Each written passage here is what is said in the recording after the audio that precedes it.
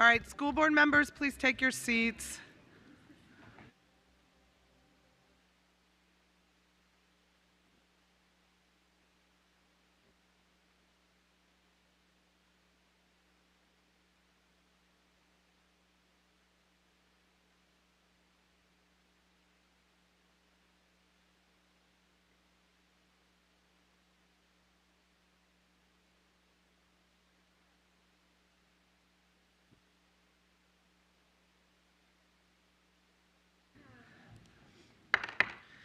The June 30th, 2022 regular meeting of the Fairfax County School Board will now come to order.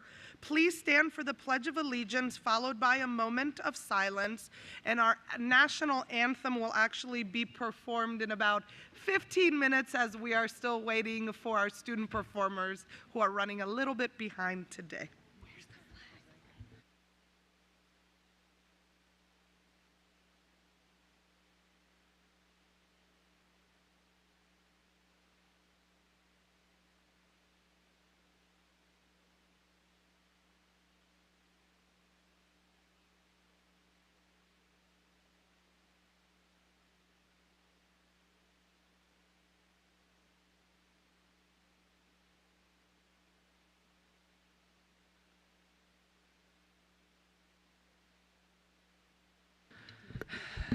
Agenda item 2.02, certification of closed meeting compliance. In order to comply with section 2.2-3712D of the Code of Virginia, it is necessary for the board to certify that since the Fairfax County School Board convened a closed meeting on June 30th, 2022, to the best of each member's knowledge, only public business matters lawfully exempted from open meeting requirements and only such public business matters as were identified in the motion convening the closed meeting were heard, discussed, or considered by the board during the closed meeting.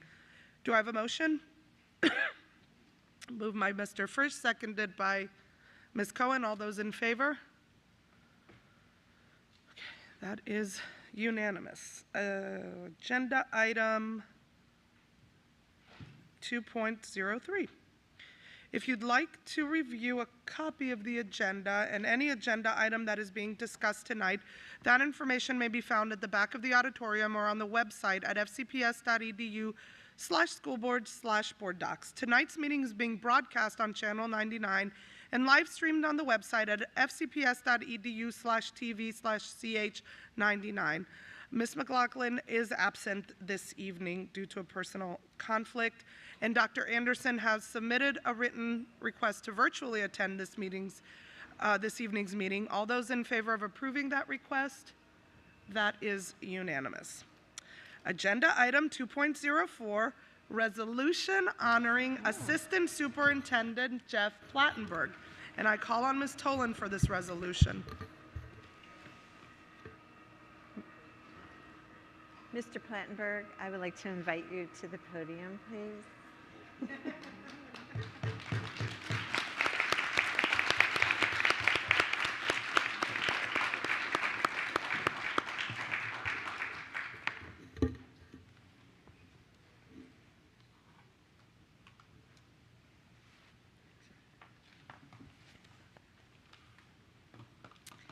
Whereas Jeffrey K. Plattenberg has served Fairfax County Public Schools as Assistant Superintendent of Facilities and Transportation Services since January 8th, 2013, for a tenure of over 9 years at the department's helm and as a member of the FCPS leadership team. And whereas his prior experience included over 20 years as assistant or deputy superintendent in 5 public school divisions, and recognizing that during this time he worked with school boards, governing bodies, and diverse constituencies to effectively support the needs of students, educators, and communities. And whereas Mr. Plattenberg expertly led the FTS Offices of Facilities Planning Services, Design and Construction, Facilities Management, Safety and Security, Transportation Services, and Administrative Services, spearheading advancements that consistently centered on improvement of learning environments for students and educators. And whereas he assembled a stellar leadership team within FTS, whose members he empowered with the knowledge and determination necessary to navigate the uncharted challenges of the COVID-19 pandemic, and whose collaborative efforts were a major force in development of solutions that enabled return to in-person learning. And whereas Mr. Plattenberg saved over $61 million through sustainable energy initiatives, reducing carbon emissions of more than 250,000 equivalent metric tons of carbon dioxide. He's continuing the Joint Environmental Task Force goals through expansion of the electric bus fleet, as well as the goals of zero waste, workforce development, and the expansion of solar installations across the school division. And whereas he created a Blue Ribbon Commission to assist in gaining passage of the largest school bond referendum in the history of the division at that time, with reliance on transparency and collaboration, further leading to passage of consecutive bond referenda. And whereas he founded solutions to numerous long-standing challenges, including adjustment of bell schedules for later start times at the secondary level, contract negotiation with telecommunications vendors resulting in expanded network capacity across the division, and reconfiguration of commercial office space into a state-of-the-art urban elementary school to address overcrowding in a densely developed neighborhood. And whereas Assistant Superintendent Plattenberg is an innovative and transformational leader whose vision resulted in the expansion of achievement opportunities for all learners and whose accomplishments have garnered recognition at the local, state, and national levels. Now thereby be it resolved that the Fairfax County School Board extends its highest commendation and deepest appreciation to Jeffrey K. Plattenberg for his visionary leadership and tireless commitment to Fairfax County students, families, employees, and community members, and wishes all the best for Mr. Plattenberg as he moves on to the next chapter in his distinguished career. I so move. Is there a second? Second. Seconded by Dr. Anderson. Ms. Tolan, I know you'd like to speak to this. Yes, if you're not tired of hearing me read. And I will address my remarks really to Mr. Plattenberg. Shortly after your start with FCPS, I met with you to explain our Get to Green program and the possible collaborations with facilities that could enhance the program for our schools and improve our overall FCPS sustainability work. After giving me a really hard time about coming from ISD into facilities to talk to you about facilities, and by the way, I didn't let you get away with that, did I? After giving me a hard time, though, we've struck up a strong partnership and working relationship. And I cannot thank you enough for your forward thinking and support for what we are trying to accomplish for our student-driven, school-based green teams. You instituted a mini grant program for schools, paid for an assistant position that is now a full-time position in facilities, and tasked your coordinators and directors to work with me on a strategic plan for sustainability and student environmental stewardship. We accomplished a lot, and we have many national, regional recognitions to show for it, and I thank you. When I was elected to the school board, you patiently walked me through the CAP and our capital funding mechanisms, and have continued to be a source of support and information on many topics: COVID, boundary changes, all things facilities, and all things FCPS. You will be missed, but I have a feeling we will find a way at some point to work together again on one or more of the topics we both feel so passionately about. Best of luck to you, my friend. Dr. Anderson? Oh, thank you. Can I be heard okay? Yes, we can hear you. Oh, wonderful. Jeff, I'll also give my remarks to you. I've known Mr. Plattenberg now for nearly 15 years, and it feels like deja vu a little bit, saying goodbye to you again from another division. I am so thrilled for you as you are embarking in this next step of your career, but the loss to FCPS is going to be significant as you are leaving huge footprints to fill. First of all, thank you for all of your work and your service, Mr. Plattenberg. Platty, I wish I could be there in person in order to honor you, but please know that I'm there with you in spirit. I want to share that as Ms.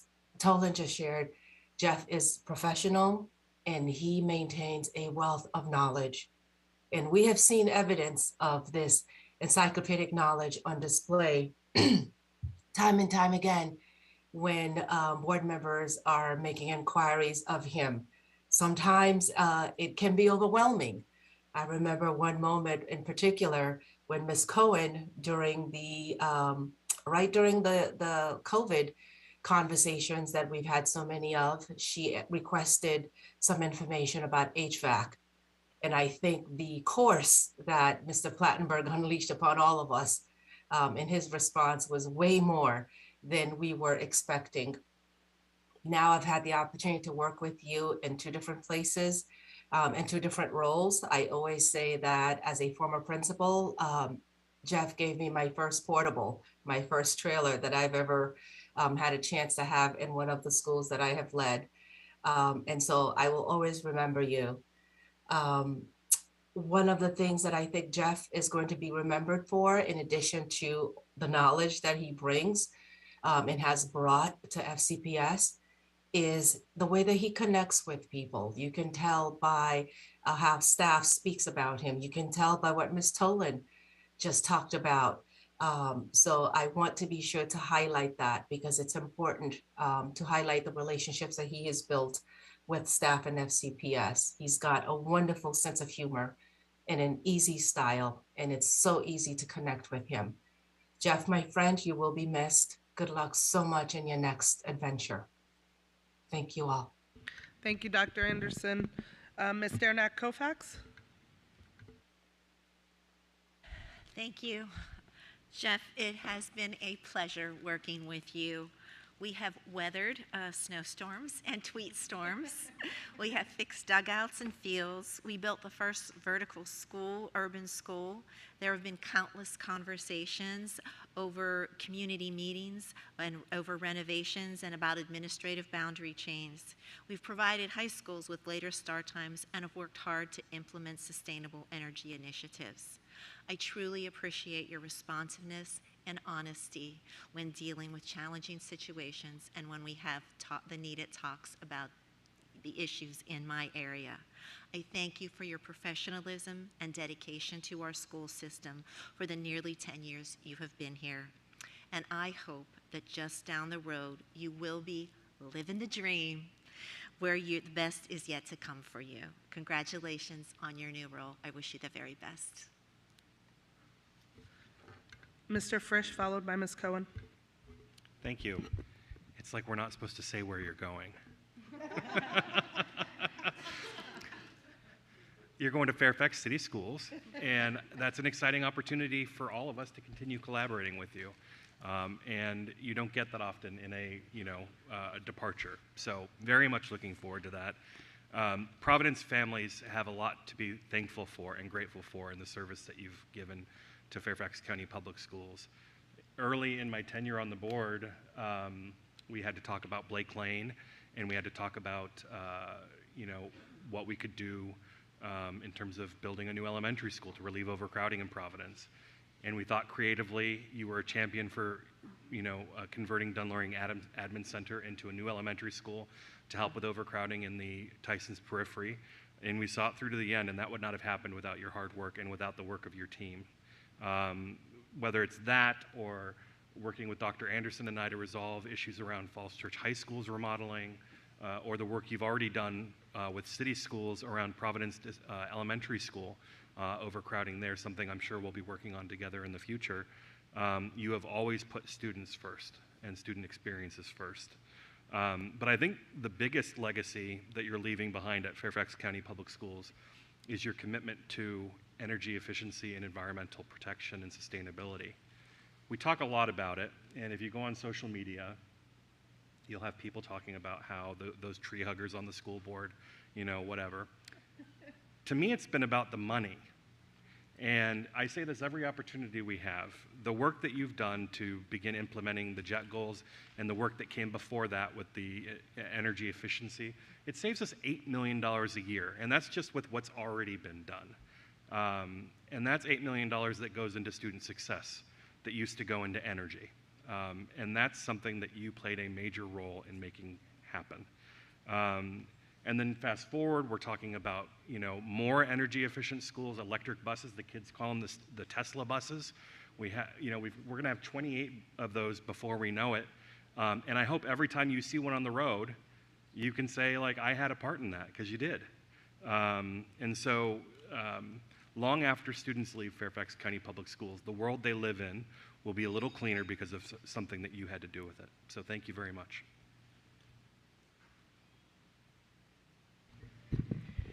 Sorry, the Love Fest will continue.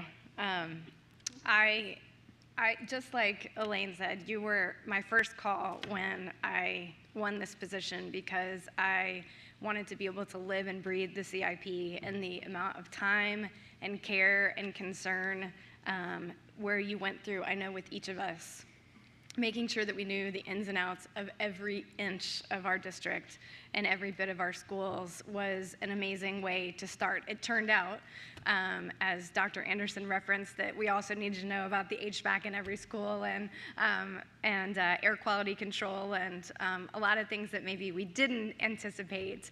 But always you pick up the phone. A few times you do say, LJ, you're killing me, but I hope you'll continue saying that.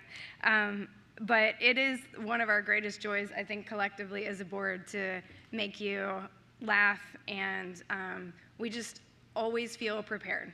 I think about Ms. Omesh and I walking into the joint CIP meetings, and how terrifying it was to go in knowing that we were coming in with our hands out to try to make the case for this county, for our public schools, and how we needed more of the pie to the county. And you were there every step, meeting, pre-meeting, making sure that we knew exactly how to get what we needed for the school system, and that would not have happened without you. An additional $50 million a year, another 25 on top of that. I mean, what you've done is going to allow us to hopefully make a real dent in the renovation queue and cycle, the way that you have taught all of us about how to rate our buildings, how to look at what needs to come next. You really have been indispensable, and so we will miss everything about you, and I will miss our graveyard talks, but hopefully with you just down the road, I really look forward to continuing the relationship, so congratulations. Ms. Corbett-Sanders, followed by Ms. Omesh. Yes, thank you, Madam Chair. It is a great pleasure to be able to send you off with warm greetings, Jeff. We have been so blessed with all that you have done in your quiet but thoughtful leadership, the honesty that you bring to the work that you do, and that your effective listening to not only board members, but to members of the Board of Supervisors, the planning commissioners, and most importantly, the parents of students in our community. And you take it all in, and then you come up with some very innovative solutions that result in cost savings, result in shorter bus times, and also in being able to ensure that our students attend world-class buildings. I had the opportunity to work closely with you before I was on the board, and then working with you on the Planning Commission Schools Committee. And then when I had the crazy idea of the JET, you're like, yeah, good idea, let's do it. So that's always been your approach of, we can make things happen if we all work together. And I know that you would be what we call a strategic hire by the Fairfax City School Board, because they know that you are going to be such an important collaborator with the superintendent here in Fairfax County, and that you understand the real facilities needs of the students of Fairfax City. And so I am forever grateful for your kindnesses, but more importantly, I'm grateful for what you have done for each and every one of the kids who ride a bus to school every day or attend one of our buildings. So thank you. All right, Mr. Plattenberg, always professional, so shake it out with a smile. I know you're receiving a lot right now. But really, congratulations, first of all, and thank you for your service for as much as you've done for our system. Everybody's talked about cost savings, energy efficiency, environmental contributions. You've won awards for our system, despite the challenges it takes to move, buildings that they're overdue renovations for so many years because of the realities of our county.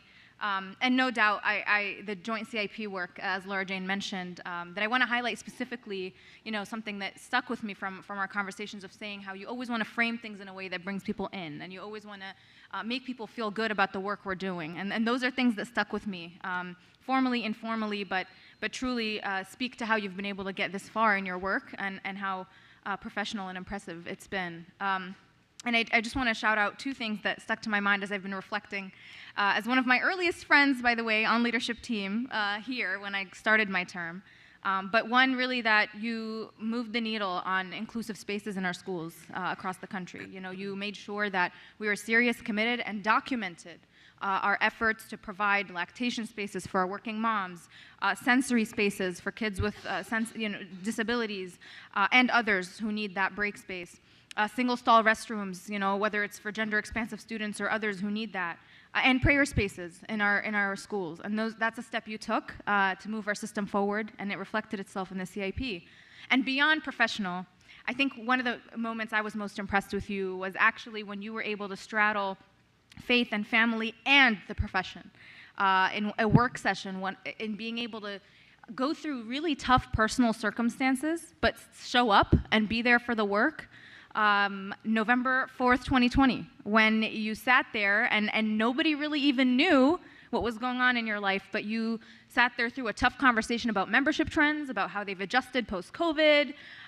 Meanwhile, you were demonstrating tremendous character, and I'll never forget that, really. So I have so much respect for you. Thank you, Jeff, for everything you've offered our system. Thank you for being my friend when I was still a little bit lonely in the system as a professional in it. And congratulations once again. I have no doubt you're going to do incredible work. I think you can do that job in your sleep. But congrats. Ms. Marin, followed by Ms. Keys-Gamarra.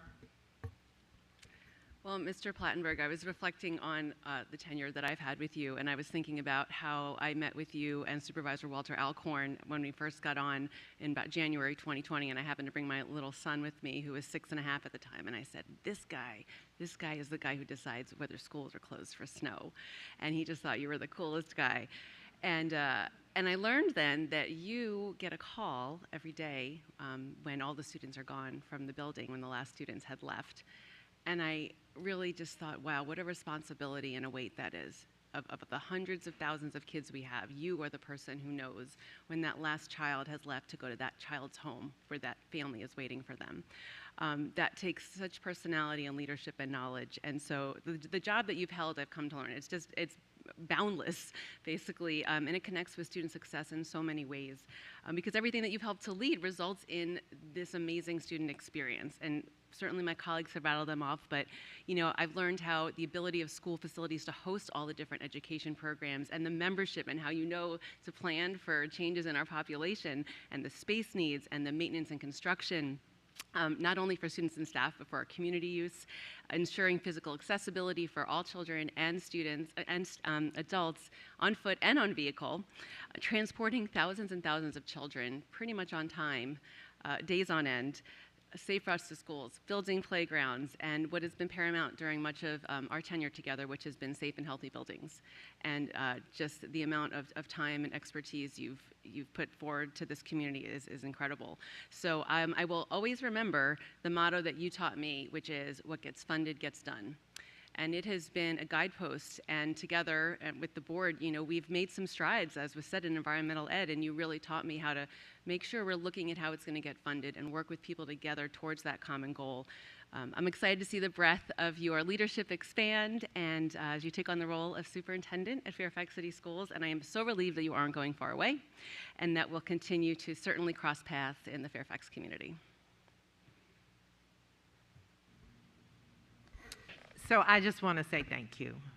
Everybody has listed almost everything I know of that you have done, but I came in 2017, and we had the pleasure of having to deal with boundaries right away. And you were never shaken. And I just appreciate your comprehensive knowledge and the excellence that you exude, and your sunny disposition. Every day I'd say, how are you doing? And you say, I'm living a dream. And so my prayer for you is that you continue to live that dream and have much joy in your journey. Thank you. Ms. Sizemore-Heiser? Thank you. There isn't a lot I can add, but I just wanted to ask you a question, and you don't need to answer. But do you remember when the most controversial facilities issue you dealt with was whether to call a snow day? January 13th. Right? 2013. I just wanted to say, in the last 2 years, your professionalism and your depth of knowledge have been incredibly appreciated and noticed as we've dealt with some incredibly difficult issues in facilities, from airflow to HVACs to space, right, to distancing.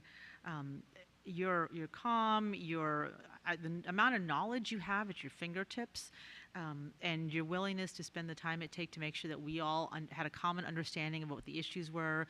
I mean, every time I sent you an email with a question, I think I got a 4-page answer, which was just incredibly detailed and in-depth and very appreciated. And so you will very much be missed for your professionalism, for the way you respectfully engage with us and help us to learn what we need to learn, and for the way you take all of these things in stride and the responsibility that I know you feel for the system and our buildings and our students and their safety.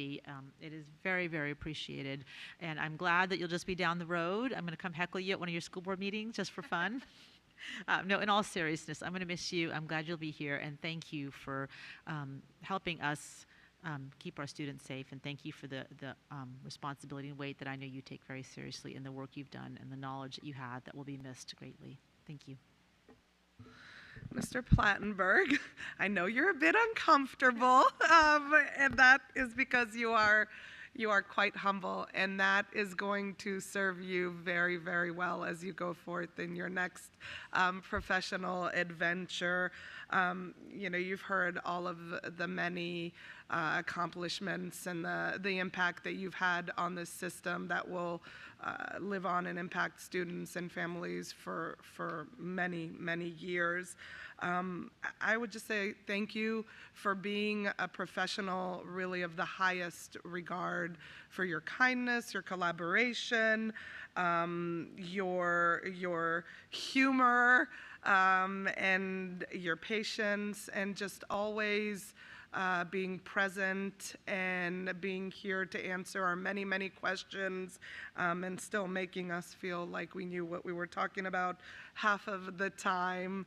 And, this isn't a goodbye, of course. It's we know where to find you, and we will.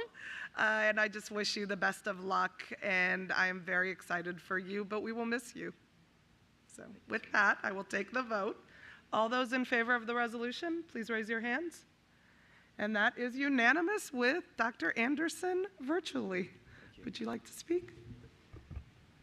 Well, after that, I always say I could use a little more loving during those snow calls, but I think I got, at least over 9 years worth.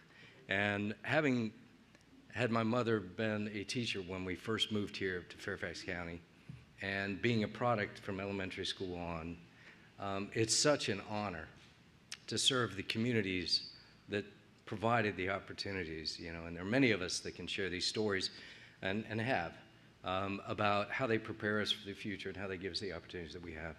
But I'm deeply humbled and honored to have served you. I can't thank you for challenging me and my team as much as we have, because we don't get better unless we are challenged. I call it healthy stress. And we've had some challenging times that we need to continue to give each other grace and care, because nobody was prepared for the pandemic. Nobody had ever gone to school.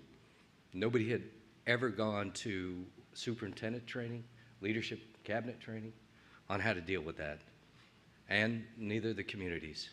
So what we've been through has been traumatic. So let's all keep working together to share that love, the love you shared this evening, to be considerate with each other and caring, because after all, our students deserve it. I want to thank the community for being equally as involved in what we do, and thank the students for allowing me to serve them, to represent them in terms of facility and transportation. But what I'd like to do is I'd like to recognize this leadership team and the cabinet. You'll find no better group of professionals that are no more committed than this group here. And I can tell you, during the pandemic under Dr. Brabrand, and I know he's going to cover a lot more than I will, but during that time, the fact that everybody pulled together day and night and weekends too, to try to establish and figure out something in the many, many multiple years of careers in public education. And as you mentioned, I've done it in a number of different states and even across the globe. But this team to pull together to do what we could do best in the service for our students is nothing short of miraculous. But most importantly, my team that happens to be joining me, could you all please stand up, please? Sorry, Tom, I know you don't work in security, but I'm going to ask you to stand up anyway.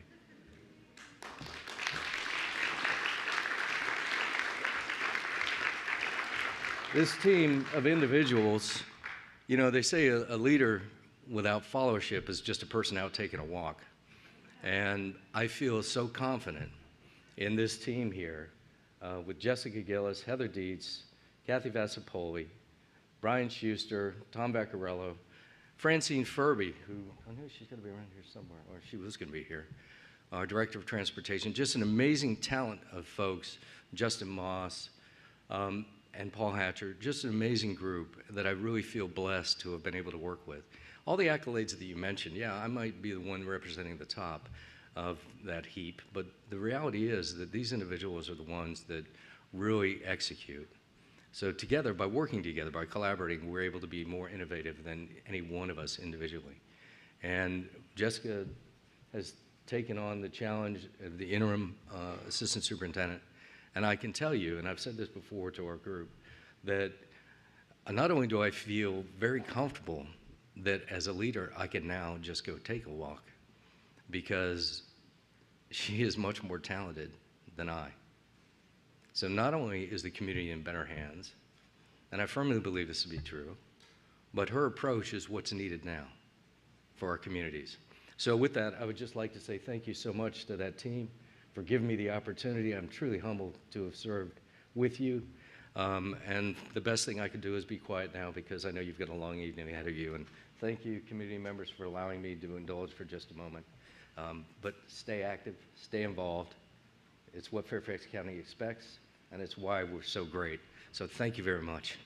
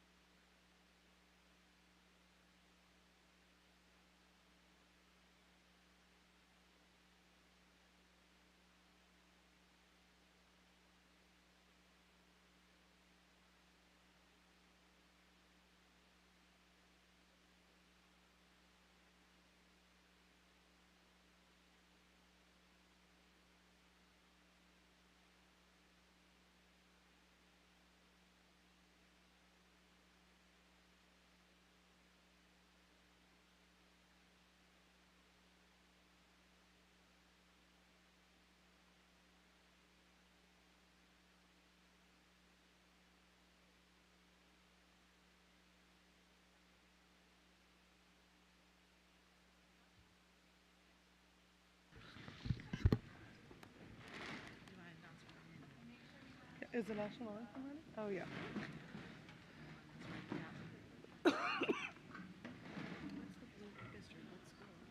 I don't know, I gotta go back. I would like to recognize two former school board members that have joined us tonight, Ms. Pat Hines and Mr. Ryan McElveen. Thank you for being here.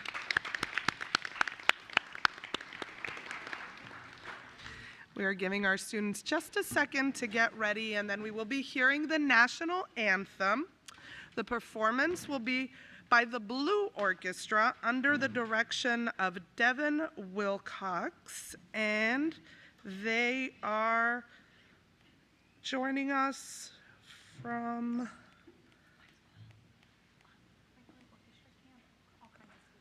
Franklin Orchestra Camp. Oh, exciting. My son went there. All right, please stand. You guys are fine.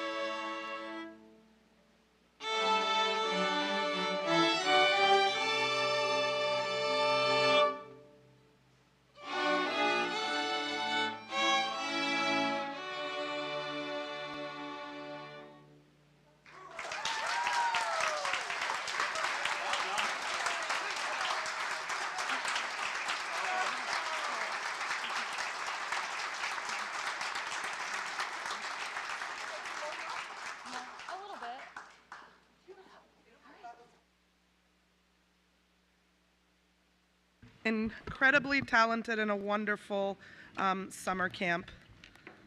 Thank you for being with us. Okay. Yep.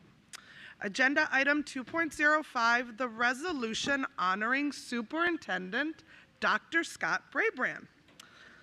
I will give the gavel to Ms. Sizemore-Heiser here. I call on Ms. Pekarsky for the resolution.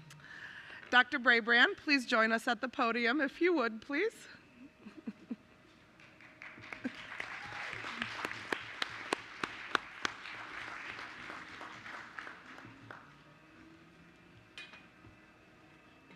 He decided not to? Where is he?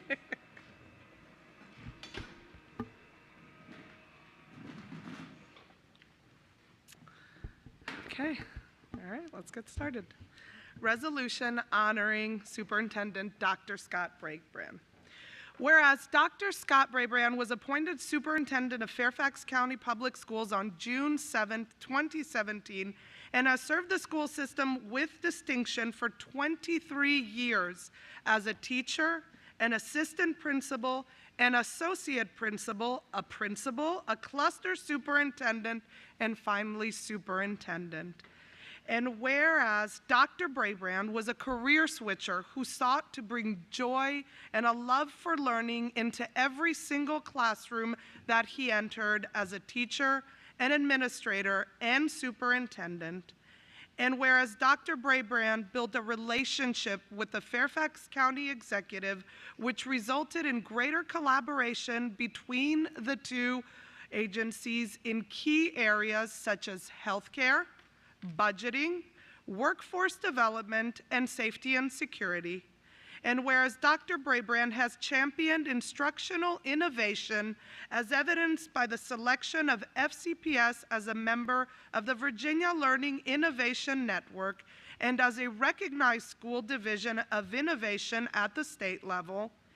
And whereas Dr. Brabrand has been a champion for access and equity for all students, Dr. Brabrand's leadership and commitment to providing equitable access to resources so that all students can achieve the ultimate goal of graduation led to an increase in on-time graduation rates and a decrease in dropout rates across all subgroups, including especially notable gains among English language learners and economically disadvantaged students. And whereas Dr. Brabrand has been a consistent champion for FCPS staff, he worked to ensure FCPS was able to continue to recruit and retain the absolute best workforce, actively listens to his staff, and collaborates to ensure staff needs are met at every level. And whereas Dr. Brabrand has served as an educational leader locally, regionally, and nationally, providing counseling and support for other superintendents and business and community partners, including the Northern Virginia Technology Council, Go Virginia, and the AASA American Rescue Plan Committee. And now, therefore, be it resolved that the Fairfax County School Board extends its highest commendation and deepest appreciation to Dr. Brabrand for his visionary leadership and tireless commitment to Fairfax County students, families, employees, and community members, and wishes all the best to Dr. Brabrand and his family as they move into the next chapter of their lives. I so move. I will second this recognition. Ms. Pekarsky, would you like to speak to your resolution? Yes, I would. Let me just grab my comments, please. I do want to welcome Dr. Brabrand's wife, Debbie, who is in the audience with us. Thank you for being here tonight. Dr. Brabrand, Scott, I am grateful for your time, the energy, and the passion you have dedicated to all of your work here in Fairfax County Public Schools. You are truly the biggest Fairfax County Public School cheerleader I have ever seen. And I appreciate that you have been a constructive collaborator this year as I've served in board chairmanship, as we work to create some sense of normalcy while working within a completely changed educational landscape for all of our students and our staff. You have played an important role in our school district and helped to provide a high-quality educational experience for every one of our students. Your strength, your patience, and your can-do spirit has helped push us past some of the most difficult years in public education. Without your commitment and your deep passion for the students and staff here, our community would not be here today. Through all the spikes in COVID cases, the transitions from virtual to in-person, the approval of vaccines, and the evolving CDC guidance surrounding the spread and mitigation of COVID-19, you did your best to work with the direction of this board to pivot and adapt to the twists and turns. You provided a mobilizing force for helping our students, staff, families, and community at large to navigate the numerous challenges posed by the pandemic without losing hope that we would get back to better times. You are the forever optimist, and that has served you well. Your experience with many of the major roles in Fairfax County schools as a teacher, a school-based administrator, principal, and leadership team member provided the hands-on experience you needed to help you lead the school division's achievements. Among them, successfully returning 99.5% of the division students to in-person instruction this year, increasing the graduation rate from 91 to 94%, during your tenure, and leading systemic changes in the school division to realize success for our most challenged students. Your deep knowledge of FCPS, coupled with your personable leadership abilities, has ensured FCPS is poised to continue serving our students, our schools, and our community with excellence for all at the forefront. I wish you and your family the very best for the future. I look forward to working with you in your new role at FAS to help shape an environment for our educators and students to continue to thrive in this post-pandemic world. And I have no doubt that your passion for this work and your many Brabrand nuggets that you will be sharing with others will help shape the future of public education during this defining moment in our nation's history.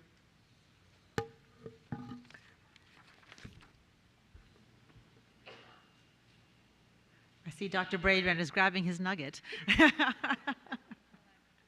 The stress nugget that is really, really important after 2 years of the pandemic.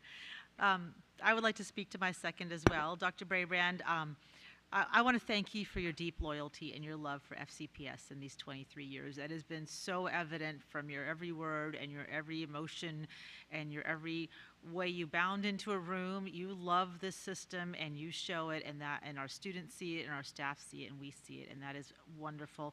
I appreciate our partnership, our very deep and authentic conversations we've had, especially this year as I've served as vice chair to help support our students and staff as we enter the second year of the pandemic, this time with our students back in the building. Through all of the challenges that you've seen, especially the last 2 years, your big heart and your love for FCPS have always shown through. It is clear you have given your all and then some in service to our school system, and that is deeply, deeply appreciated. I also want to highlight your grace, especially in the way you welcome Dr. Reed, especially in the way you interact, and especially in, no matter what happens, the way you love this system. The story of how you became an educator is really inspiring. The fact that you worked with a telecommunications company and when you began teaching English to English language learners and decided you wanted to be a teacher, that shows from the beginning that you were here to serve our students because you truly, truly wanted to help our students become the best that they could be. I hope your story motivates others to follow your path and find the satisfaction and meaning in the public education service that you have found. Your collaboration with the Board of Supervisors has helped us with our funding, with our health, especially the last couple of years, in a way that has served our students and our community the best.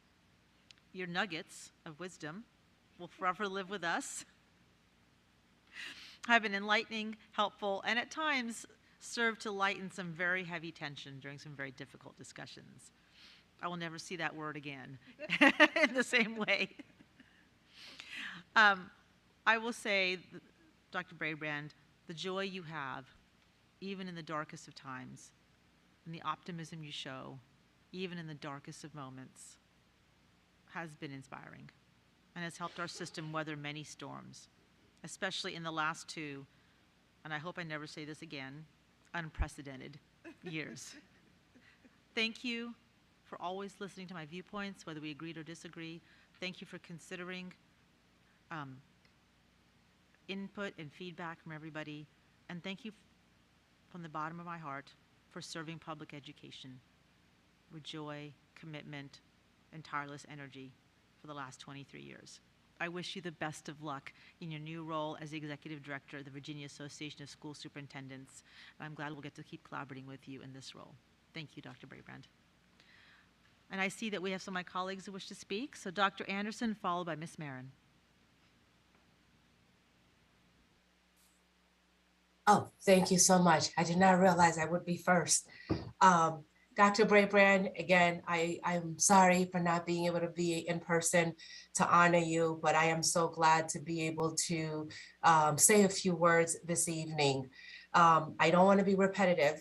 One of the things that I had in my original version was that you are FCPS's biggest cheerleader. You walk into each room with optimism, with an open heart, with an open mind, and you welcome everyone. I've shared with a few people that I don't think you've ever met a stranger. You are able to engage with anyone at any time, and that has served you well in this division. We all have watched you face and engage in some very difficult discussions with the board, with the community, but you've always done it from a place of love because of your deep commitment to FCPS.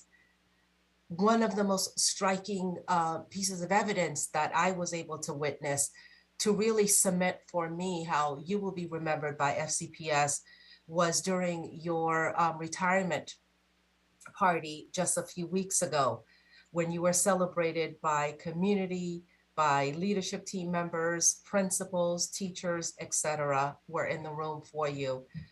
I wish in hindsight, and I think I mentioned this to Ms. Omesh, I wish we had had the opportunity to see that earlier on, because it was clear that not only are you inspired by the community, you inspire the community. The folks who work with you day in, day out, your leadership team, your teachers and your principals, they were there to really applaud all of the hard work that you have done. You have led FCPS during unprecedented time. You have done things that no other FCPS superintendent have had to do or to face, and you've done it with grace. I'm grateful to have had the opportunity to work with you, and during my year as chair to have been more closely aligned with how you see FCPS. Good luck in your work. Just like Mr. Plattenberg, it is not going to be a goodbye, because you will continue in your directorship of VAS. And I'm looking forward to continuing to hear from you and to get some more of the Brabrand nuggets. Thank you and good luck. Yes, I was there with Dr. Anderson at your retirement celebration just recently, and also was really blown away at the emotion in the room and the commitment towards you. And it reminded me of the heartache, the worry, the completely abnormal circumstances under which you have had to lead, as we all have. And I'm glad I got to see a glimpse of it, but I also felt a little bit cheated too, because I didn't get to experience that. But I marvel at your dedication, your connection with and respect for people, your humility, your willingness to learn, to hear, to listen and engage. Also your moral compass. You put kids first. Your heart was here. It wasn't on the next job or the one after that. This is the first time, as you've noted, that there has been a transition between superintendents. You stayed to finish the job, and you left this system on the best possible footing you could have. As major life transitions go, be it professional or personal, more and more I believe that it's best to conclude things on a high note by leaving a situation in good standing, with smiles on faces and warm regards in mind. Thank you for giving that to this board, Dr. Brabrand, and to the FCPS staff and the community. It is yet again a testament to your respect to our public school system and the people who make it so. Thank you, Ms. Keys-Gamarra, followed by Ms. Derenak-Kofax. Dr. Brabrand, we've had many conversations. I had a private talk with you before now, so I won't have to speak in code. You know, I met you in 2017. I came right after you, and I think you quickly learned that I tend to be frank and to the point, but I really appreciated the fact that that was okay with you, that you took the time to understand what I was about and what was driving. I thought it saved us both time. So you've approached this job with much joy and love and tender care for everyone that you have encountered and for the system. Your experience has enhanced that process, and we appreciate that. Your desire to serve every student by name and by need. I got that phrase from you, and it's mine now.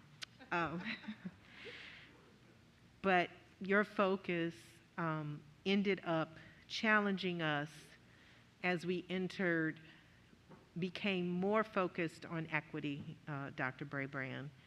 You gracefully dealt with some pretty strong personalities. I'm not excluding myself. And you sought to create an atmosphere of respect and teamwork. I really admire the way you tried to care for your staff members. I've seen you stand up for them, and I want them to know that we saw you as being a wall and a spokesperson for their work. And I have to thank you, Dr. Brabrand, for standing up when in the middle of a pandemic, when it seemed the least likely time or best time to say it. The idea of establishing a leadership academy at John Lewis, along with the name change, was something that pricked your heart because you saw opportunity. And I will always be grateful to you for helping to see that through. I know that you are a man of faith. I believe that you are kind and you care for others, and most of all, you lead with courage. And so I thank you for your time here.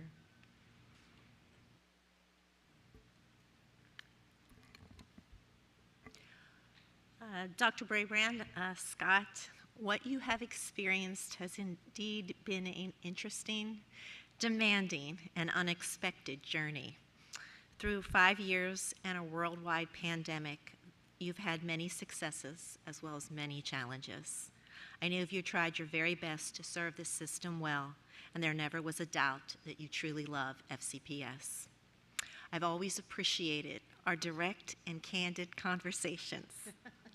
We may not have always seen things through the same lens, but even in the most challenging discussions, we powered our way through and almost always ended our talks finding a positive path forward. It has been a pleasure getting to know you and your wife, Deb. And through our conversations, I know how very proud you are of your twin boys who during your tenure here have grown from children to graduates and are now young men in college. I know new ventures await for you, but perhaps most exciting for you is that you most likely will never experience the joy of having 12 uniquely passionate individuals as your bosses ever again. You'll miss us. Scott, I wish you all the best as you begin your new chapter at VAS. Stay in touch. We'll miss you as well. Ms. Tolan, followed by Ms. Cohen. We've heard so much about your accomplishments, so I can't add any more detail to that. So I will just give you a personal message. Thank you so much for welcoming me to the school board so warmly, and for always being willing to talk through any topic of importance to me or the Drainesville district. The past few years have been tough ones for public education, and you have continued to move FCPS and Virginia forward. Look forward to working with you in your new role as you work with superintendents and boards across the state. Thank you for your bi-weekly calls. You've always stuck to that schedule, and I really appreciate it. And for always being willing to catch up anytime in between. More than once, you have been a helpful springboard for ideas and a wonderful counselor and just someone to talk to.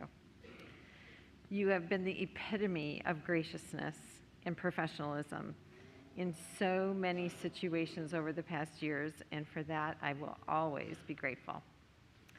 I wish you only the best for you and your family. Thank you, and good luck.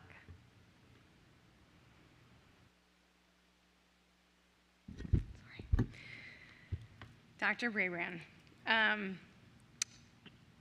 know that I shared the story with you after we'd been on Zoom and you'd been flooded into my kitchen for so many hours that my oldest child and I were at Home Depot, and they saw pine bark nuggets, and they said, "Oh, we should call that Brabrand mulch." Your energy and enthusiasm, which maybe is mostly fueled by Mountain Dew. Some of it is natural, probably, but definitely always fills a room. We've been tough on you. I have been tough on you. And in return, you have always shown grace, one thing that has been repeated among all of us, and we are forever grateful. There is no one I'd rather cut up with over a bag of chips or some poor person's misspoken phrase than when you give me side-eye from all the way over there. There's not a person on this board who does not know of and truly believe in your love, your deep, deep love for all things FCPS. You navigated when there was no blueprint and when Monday morning quarterbacking became on Twitter became a profession for some. Your eternal optimism drives me nuts. But it is truly a lovely quality, and I know it will serve you so well as you go around the Commonwealth trying to make public education become the main thing again in the Commonwealth of Virginia. And we're really grateful that you're going to be at the head of that, because we know you have no greater love, maybe the only greater love than Debbie and the boys and FCPS is truly public education and the difference that we can make in each kid's lives. So thank you. Thank you for our nuggets. And we're all going to keep you on speed dial. Mr. Frisch, followed by Ms. Corbett-Sanders.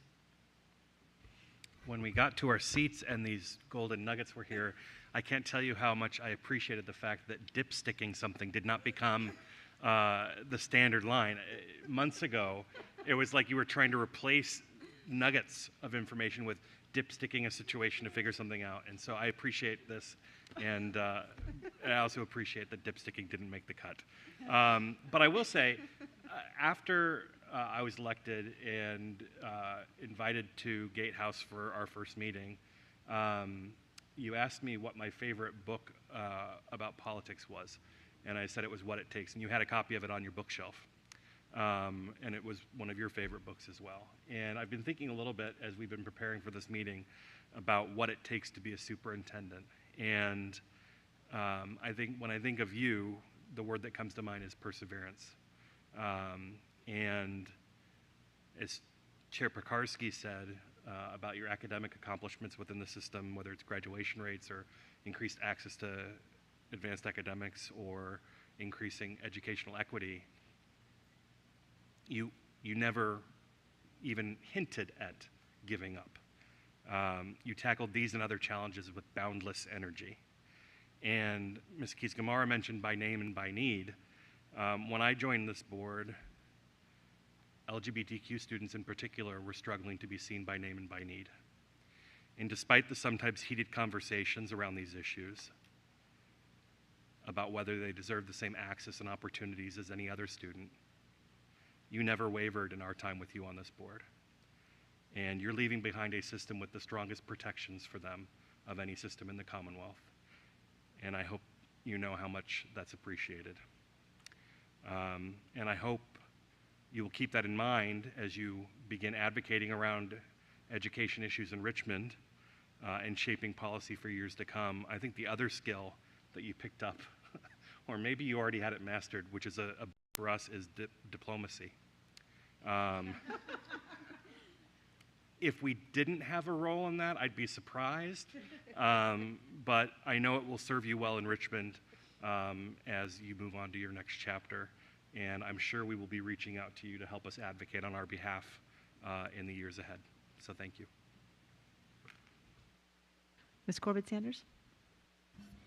Yes, thank you. Dr. Brabrand Scott, I know that when you returned to Fairfax 5 years ago, none of us ever expected to face a global pandemic together. It was a difficult time, and throughout that time, you faced the challenge with a focus on keeping the main thing, something you learned early in your career, and you have kept it all about the main thing throughout your whole career. So we appreciate that. We also appreciate that you've always put students first in how you approach problem solving, and that you have a joy that you bring to every classroom that you enter and into your leadership team. So we are very appreciative for all that you have done. But I also want to spend a little bit of time talking to both you and Debbie, because it does take a true commitment of the two of you to allow you to have such a focus on doing the job you do. And so, Debbie, thank you. Thank you for the time that you have spent with us, but also reassuring and keeping the trains running at home so that Scott could focus on what he was doing. I don't know of any professional more focused on the family than Scott is. Scott constantly talks about how important you are and about those visits to his mom on weekends, and how many times you'll be scheduled to talk to him and he will be like, I'm driving down to visit mom. And that says a lot about where your focus is, Scott. And then the joy in seeing your boys grow up. So we appreciate that you together have shared in supporting FCPS, for seeing FCPS continue to grow and meet the needs of an ever-changing community. Thank you, and I wish you well. Mr. Chaudhry? Dr. Brabrand, I cannot thank you enough for your fervor in this role, for your unkindred spirit, and for your many, many dad jokes that we've gotten to enjoy.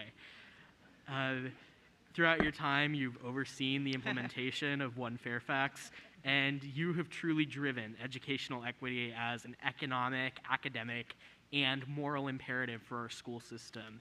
And you have really laid the groundwork, I think, for us to truly advance equal access to opportunity for all students, and have been super cognizant and open about the fact that, yes, this is the second wealthiest county in America, but yes, 30% of our kids are on free and reduced meals, and we witness really wide gaps.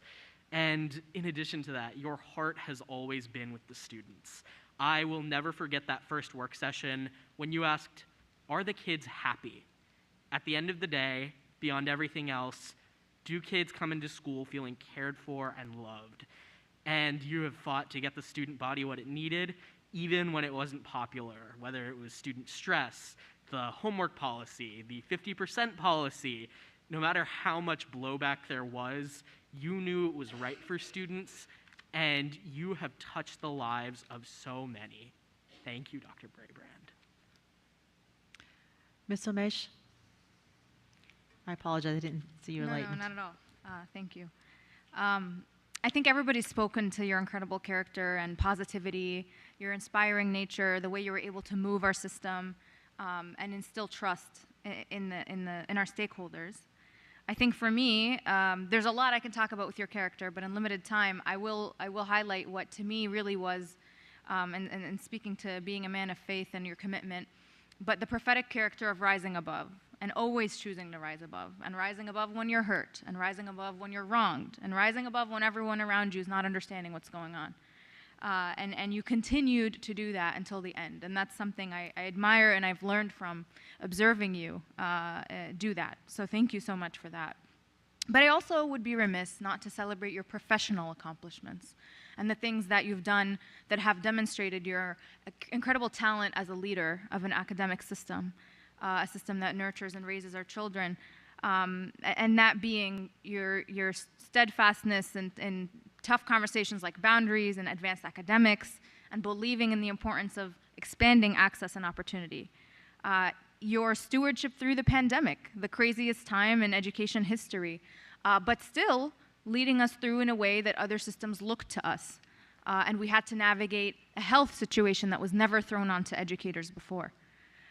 Your leadership in TJ, and remaining steadfast and coming back to your moral core, and wanting to do something historic at a crazy time, but doing what boards before you, superintendents before you, systems have not been able to do, or have had so much backlash that they weren't able to accomplish.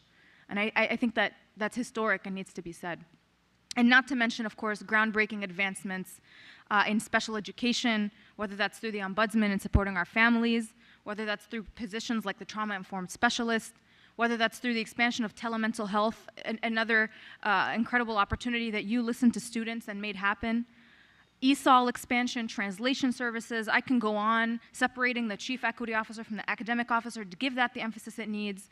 But I know that's my time, but I think we'd be remiss tonight in celebrating your character and the incredible man we know you are, not to mention the incredible professional accomplishments you've been able to deliver. So thank you so much, and congratulations on your promotion to doing incredible work in public education. With that, I will call for the vote.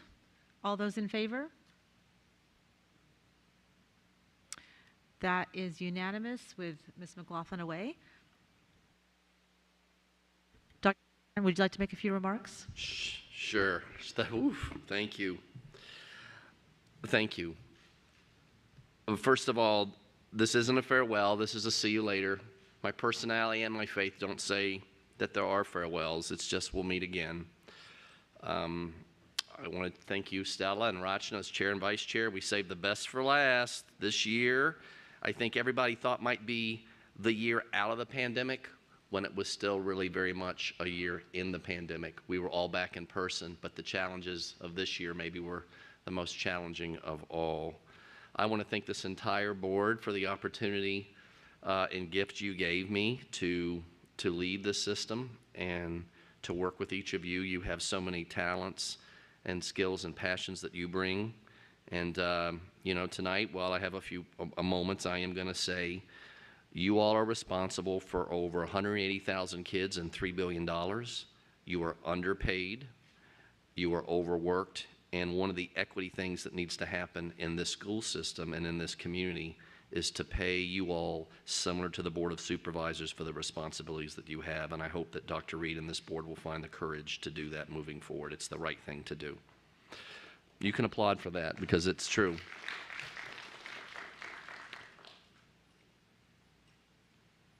I do think better times are here. The pandemic era is over, and we are about to return to the main thing in public education here in Fairfax, in the Commonwealth, and in the country. And I believe the renaissance in public education is going to start here with Dr. Reed taking the oath of office tonight, and I'm confident she will collaborate with you all, and the nation's eyes will turn to Fairfax to see the renaissance in public education happen right here in this community as we recommit to our strategic plan, recommit to excellence, recommit to equity, and recommit to bringing our community together in new ways and bring them together for true collaboration. I know it can happen.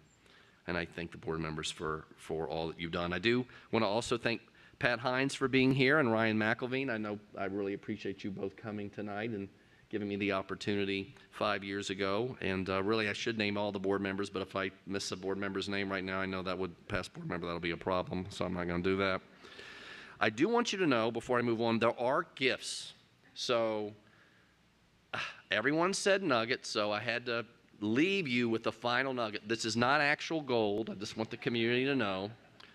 But I did want you to have a nugget, and it says, when you are stressed, just look for the nugget. So you can squeeze this. It's a bit of a stress relief.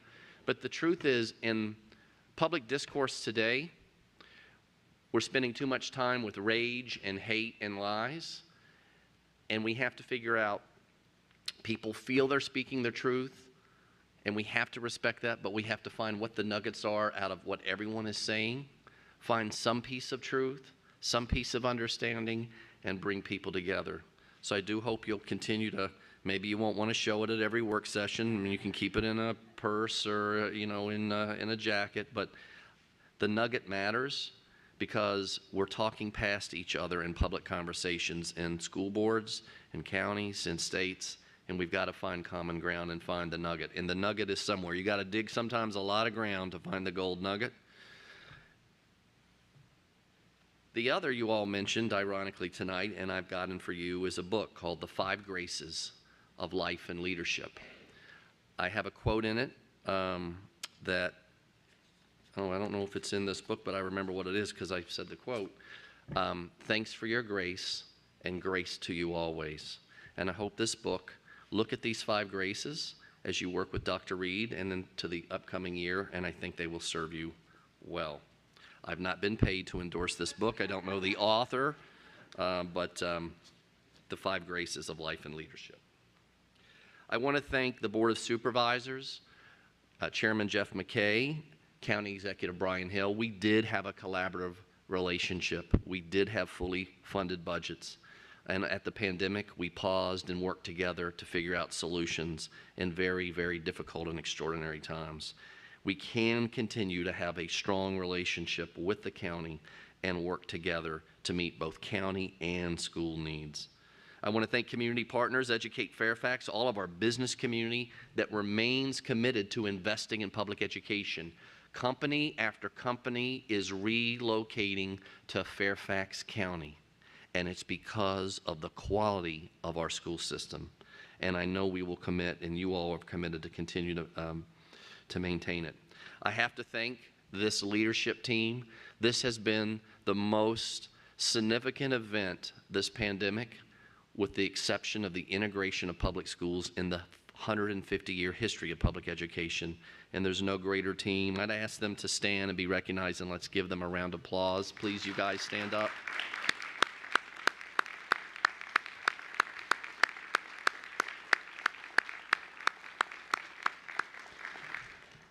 I want to thank the principals. I've had the honor in 5 years to hire 60%, 120 principals, and the other 40% I worked with over the last 23 years.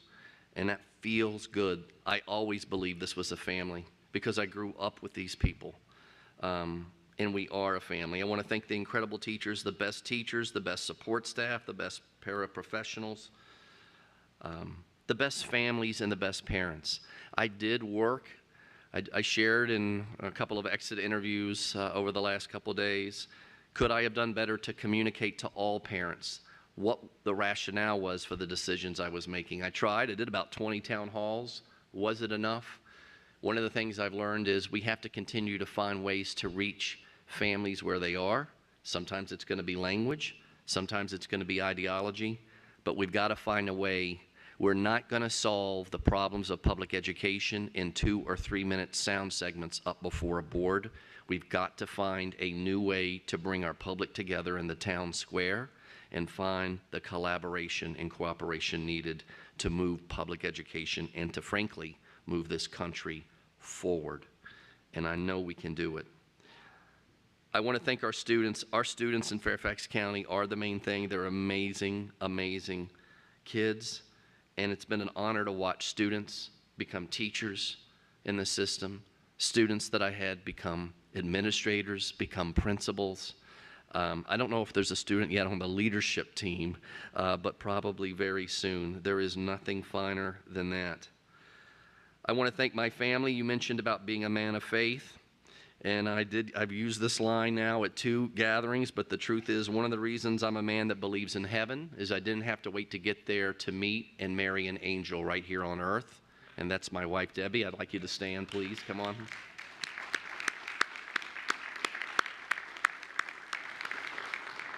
In the public arena today, as the school board knows all too well, the personal attacks have crossed a line, and we have to reset out of this pandemic the new line for what is acceptable public discourse and public conduct.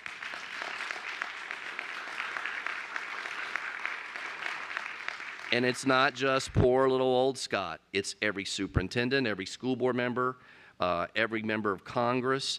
Everybody comes at this with a passion that must be respected, but we have to tone down the hate, because hate will not make this country great. We must find love and cooperation and collaboration. I got to marry an angel, but I have to begin to close my remarks to say I did have 3 additional angels on the leadership team. One who is not here tonight is Tracy Rittenauer. She was my personal executive assistant. You all talked about many positive things, but I know one of the things that perhaps was still a grow was my organization skills. Still working on project management skills, but we've come a long way on that too. And Tracy was the consummate organizer. She thought of things before I could even think of them. She served 6 superintendents and travels an hour-and-a-half commute to come in the middle of this pandemic and said, I want to come and work with you. And I owe her a lot, and I want to thank her publicly here tonight. There are 2 other angels I do want to mention. One is someone who I got to meet when I was a principal, and I've said this many a time. I've never met anybody with a higher combined IQ and EQ than this person who can solve any problem, who can relate to any person, and who, without her presence in the superintendent's office, we would not have made it through the pandemic, and that's Marcy Neal. So Marcy, I'd like you to stand and be recognized.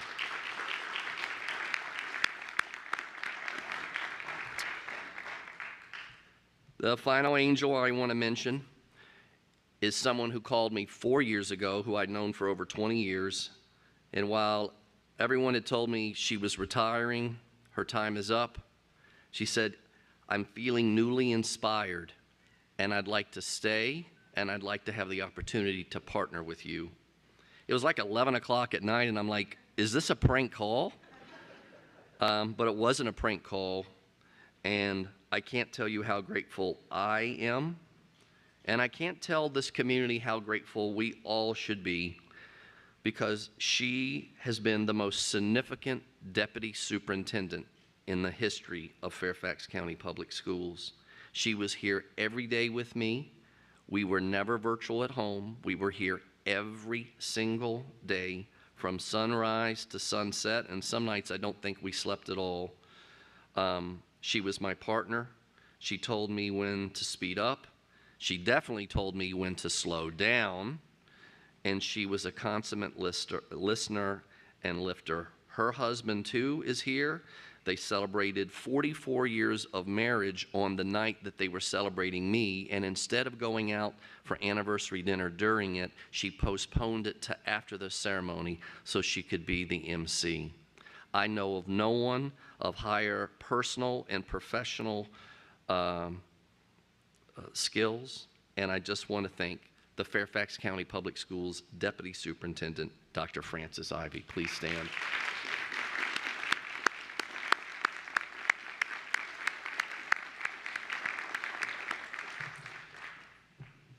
A final shout out to my boys, Bennett and William, my mom, Agnes Brabrand, who taught 30 years in Virginia schools, my late father, Jim, who was a PTA president, a role model for leadership and never met a stranger, and I know he's watching and he's proud, and I'm proud to be his son. And I think I just want to wrap up to say this issue about staying in love and rising above that Ms. Omesh said. The public arena today must continue to champion and prize those who can forgive. So I leave you and this community with the need to truly follow the commandment of love thy neighbor. Forgive and forget. Whatever your faith or no faith at all, faith in this country requires us to collaborate, to hear others, and to find ways to move forward. And I believe absolutely that public education remains the only way that we will be able to preserve, protect, and defend our American democracy. I thank you for the opportunity to serve. I'll be in touch and just around at VAS, so I'll see you at the fall VSBA conference. But my phone and email were sent to you 4 hours ago. But day-to-day operational questions may now be referred at 8 p.m. to Dr. Michelle Reed. Thank you again for letting me serve, and Godspeed, God bless, and have a great evening.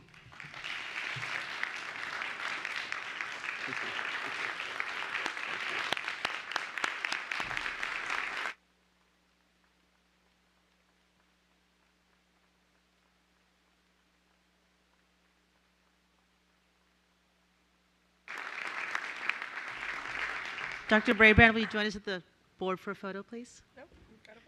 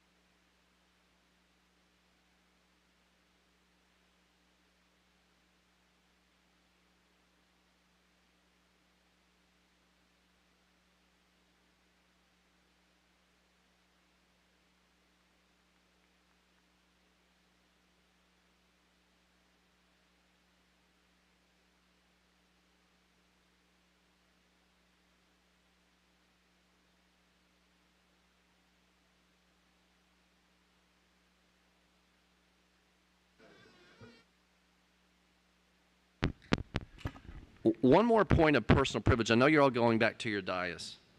We sit here meeting after meeting. Part of the gift of leadership is to pay attention to those that sometimes are behind the scenes, but they're the ones that make the scenes possible. So I have a gift for the board clerk and the deputy board clerk, Bev and Laura, for outstanding work to this school board and this school system. Thank you, ladies, for your amazing, amazing job.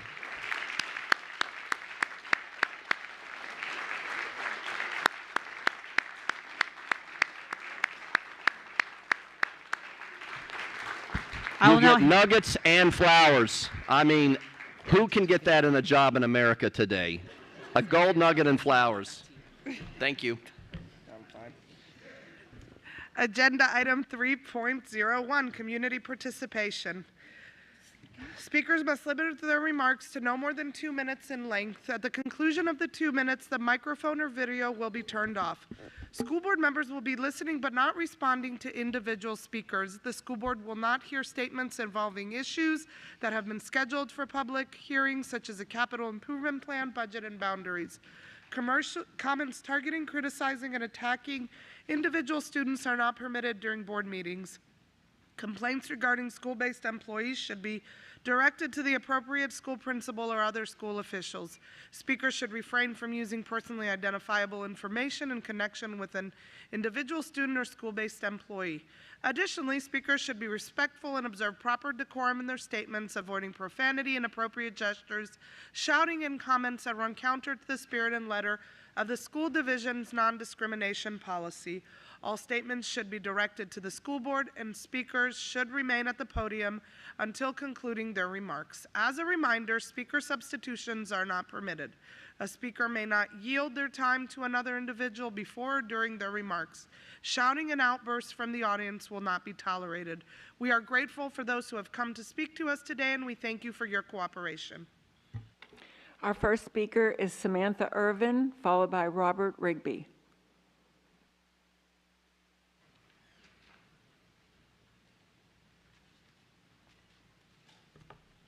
Hello, you may remember me. My name is Samantha, and I just finished 8th grade in FCPS. I lost my father in September and missed more than 35 days of school this year. Teachers themselves may have tried to help me, but the county didn't make them do anything, and not everyone is as lucky as me. There's no current procedure or standard for bereaved students in the county, which means discretion is up to teachers. And without any procedures for specific scenarios, kids who are already tired, angry, and sad are often put in pretty difficult situations.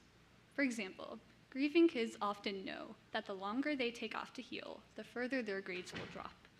In today's world, which is more competitive than ever, that's something students just can't always afford. In pursuing this system, FCPS is incentivizing trauma-stricken children to put away their emotional damage and get back to work. Teaching kids a mindset like this is dangerous, as it sets them up for failure at school, at home, and in the workplace. Moreover, because so many kids spend more hours in their day at schools than with their families, it's the system's job to teach them beyond just academics, to teach them that there can be things more important than working. With the COVID-19 pandemic, significantly more children are losing or have lost someone for the first time.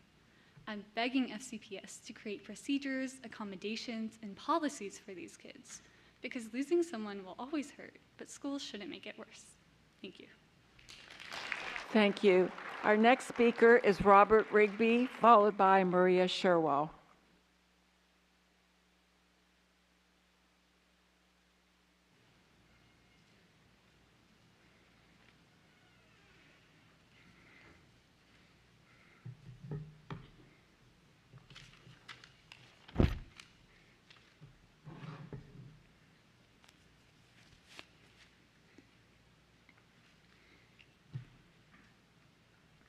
My name is Robert Rigby, Jr. I'm here tonight to speak of the One Fairfax policy, the proposed controversial issues regulation, bias, and privilege. I address the board, but I speak to the whole Fairfax community. An enslaved Roman playwright named Terence said of himself, "I am human, and everything human relates to me." A certain amount of bias is inherent in all humans, and like Terrence, we all have some bias. My life has not been without challenges, but I myself came into this world with privilege, and I recognize that I still have it. We cannot escape our biases, but we can counteract them.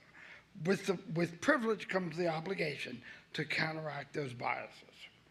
The proposed controversial issues regulation enables teachers to admit that they are humans and to tell students where their own background and experience may bias their approach to a topic. The teacher's background, I mean.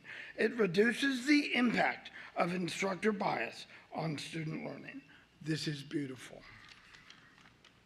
The One Fairfax policy allows leaders in the BOS and the school board to address systemic biases in their laws, policies, and regulations. It too is beautiful. Both are aspirational and practical at the same time. We aspire to working together to increase equity and fairness. They both give us specific steps and guidelines to addressing our bias. I challenge the community. Let those of us with privilege turn inward to ask about our own bias and turn outward to listen to others. It is the only thing we can do to find peace and healing in Fairfax County. Scott, from me, thank you. Thank you. Our next speaker is Maria Sherwell, followed by Christine Holdman.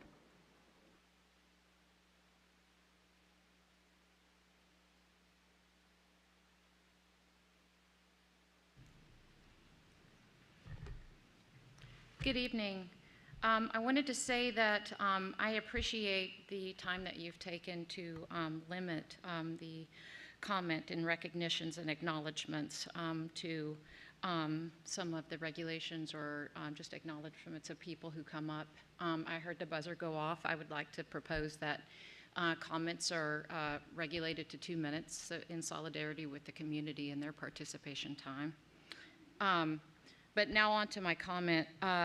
The last passing of the SR&R regulation allowing punishment for children who misgender peers is very concerning to me. In fact, it reeks of a virtue signal, and I worry that instead of taking the brave steps, that you're acting in fear. Multiple parents spoke out about this, but we weren't heard. If you want to work with the community, then maybe listen to parents. In that meeting, only one person spoke out when they were voting, because we were watching, that maybe you should consider working with parents, one person. Of all the accolades, the appreciations, the uplifting of the multiple groups you do, there's never just a covering of academics, like the decline that's going on in the math and the English scores currently, failing attendance, erasure of history and science in classrooms. Kids are confused about what pronouns are in English class today. Test scores are abysmal. Kids are leaving FCPS, they are. And you guys are still oblivious. You're hell-bent on attaining this agenda that you have, and I can see that you're very proud of it. But there are parents who are telling you we're coming here time and time again, and I appreciate those of you who've taken the time to look at me in kindness, in loving kindness, that there are things that are wrong in this approach. Last meeting, a mother asked a question, who are you representing? I ask that again. Thank you. Our next speaker is Christine Holdman, followed by Nancy Warner.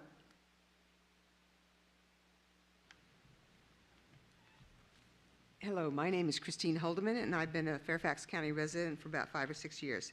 I want to start with a very quick thank you for taking care of our children, their health, and their education over the last 2 years. It has not been easy. I was watching in the background, and I do know that you did the best that could be done under the circumstances. But I'd like to open up a new subject, which is that I've heard recently, this is not what I planned on talking about, but that there was about $100 million that's now being available statewide to create better lab schools and charter schools. And I do know that I hear that that money won't go to the public schools. But I am sure that the public school boards and school boards like yours know what would be the best use of $100 million or $10 million. I'm sure that you have things that are -1 and 2 and 3 on your budget, i.e. they didn't make the budget, you didn't have the funds to do them. I'm sure you know of programs like that that our students need. I also know, because I've heard many school board members talk about it, that you have extensive and good connections with universities and colleges and other people in the advanced education, okay? I would really suggest that you use those contacts to drop hints and let those contacts know what would be some good use for those funds. I know that your input would be respected. And I just want to remind everybody that, as somebody here said, the main thing is educating our children, all of our children, our advanced children and our not so advanced children, because all of these children are the future. Thank you. Thank you. Our next speaker is Nancy Warner, followed by Missy Pratt.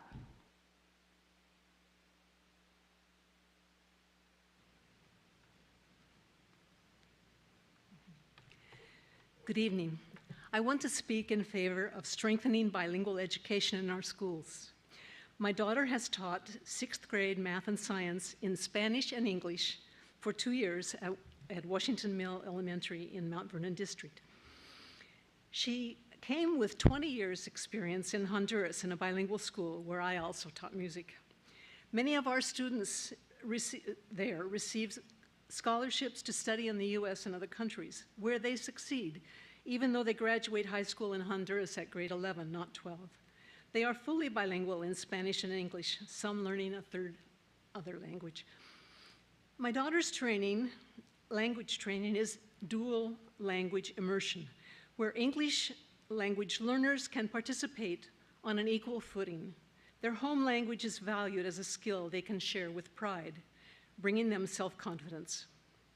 I would suggest that being bilingual is an important skill, an essential investment in the workforce of tomorrow, and that the program should be expanded beyond elementary into an academy at the high school level. Living in the DMV, we are in a unique situation for our students to use their bilingual skills in well-paid jobs in tourism and as translators for the many international guests in the business community and government offices. My daughter's own Spanish language acquisition began in daycare with the California farm worker movement led by Cesar Chavez, whom she considered her personal friend. At age 3, she once blew out the candles on his birthday cake. Cesar came out of a barrio in San Jose called Sal si puedes, escape if you can. The farm workers movement turned that around into an affirmation that we should instill in all our. Thank you. Our next speaker is Missy Pratt, followed by Catherine Velkoff.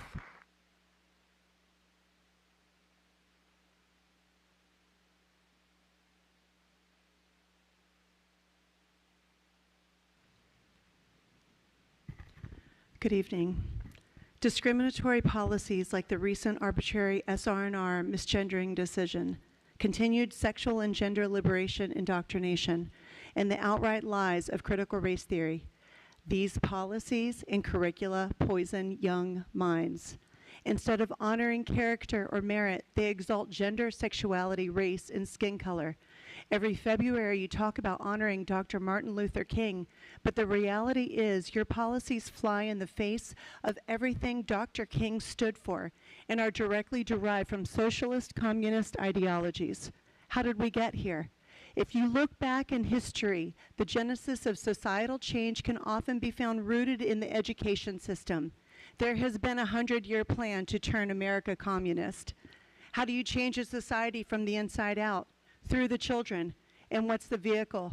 Public education.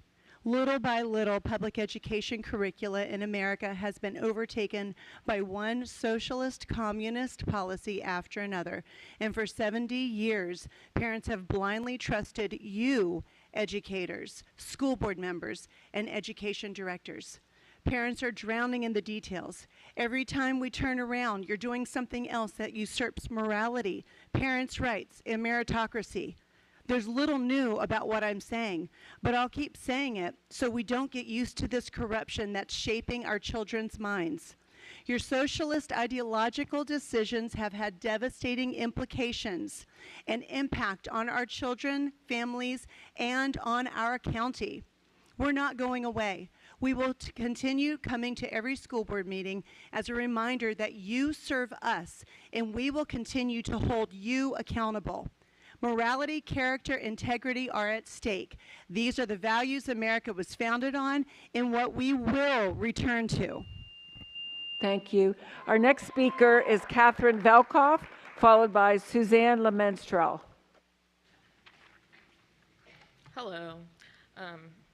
This is not what I'm going to talk about, but I really appreciate that this board has strongly supported the queer students of the county. What you are doing is suicide prevention. Good evening.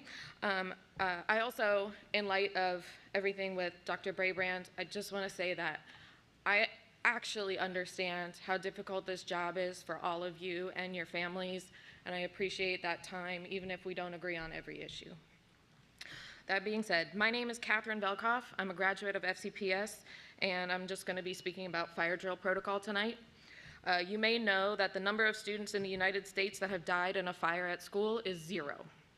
This is thanks to our excellent practicing of fire drills in this country. Unfortunately, the death toll in school shootings is much higher. There have been multiple instances, such as Parkland, Jonesboro, and West Side, where shooters have pulled the fire alarms to get kids in the hallway in order to increase the deadliness of their attack. Because of this, I propose that any time a fire alarm goes off in a Fairfax County public school, the students should stay put in their classrooms.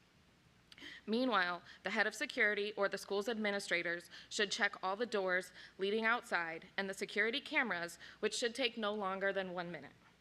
Once they have determined that there is no threat inside or outside the building, an announcement can be made over the PA system announcing that everyone should exit the building.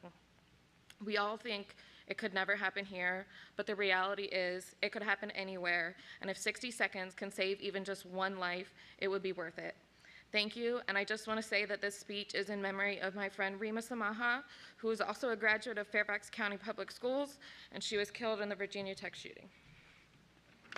Thank you. Our next speaker is Suzanne Lemenstrel, followed by Melanie Smith.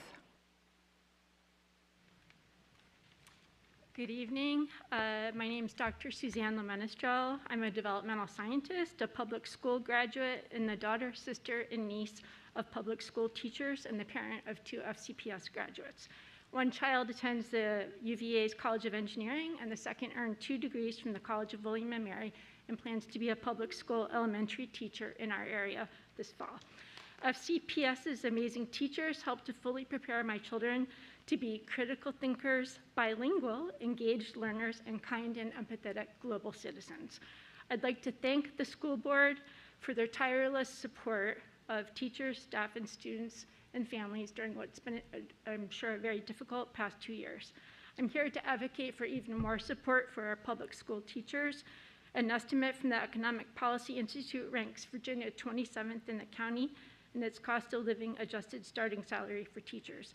In our area, one of my daughter's favorite teachers couldn't afford to live where she worked.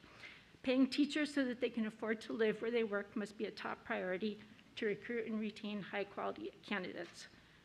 I'd also like to thank, I'd also like to thank the school board for taking a stand against Governor Youngkin's divisive, politically motivated tip line to intimidate teachers. My daughter had 2 friends drop out of her Master of Education program midway through the program. In January, she called us hysterically crying, saying everyone hates teachers. Youngkin and his administration are working very hard to deter students from pursuing careers in public education.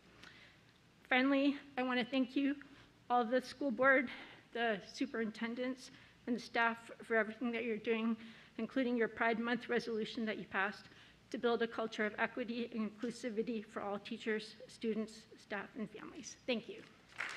Thank you. Our next speaker is Melanie Smith, followed by Allison Baldessari.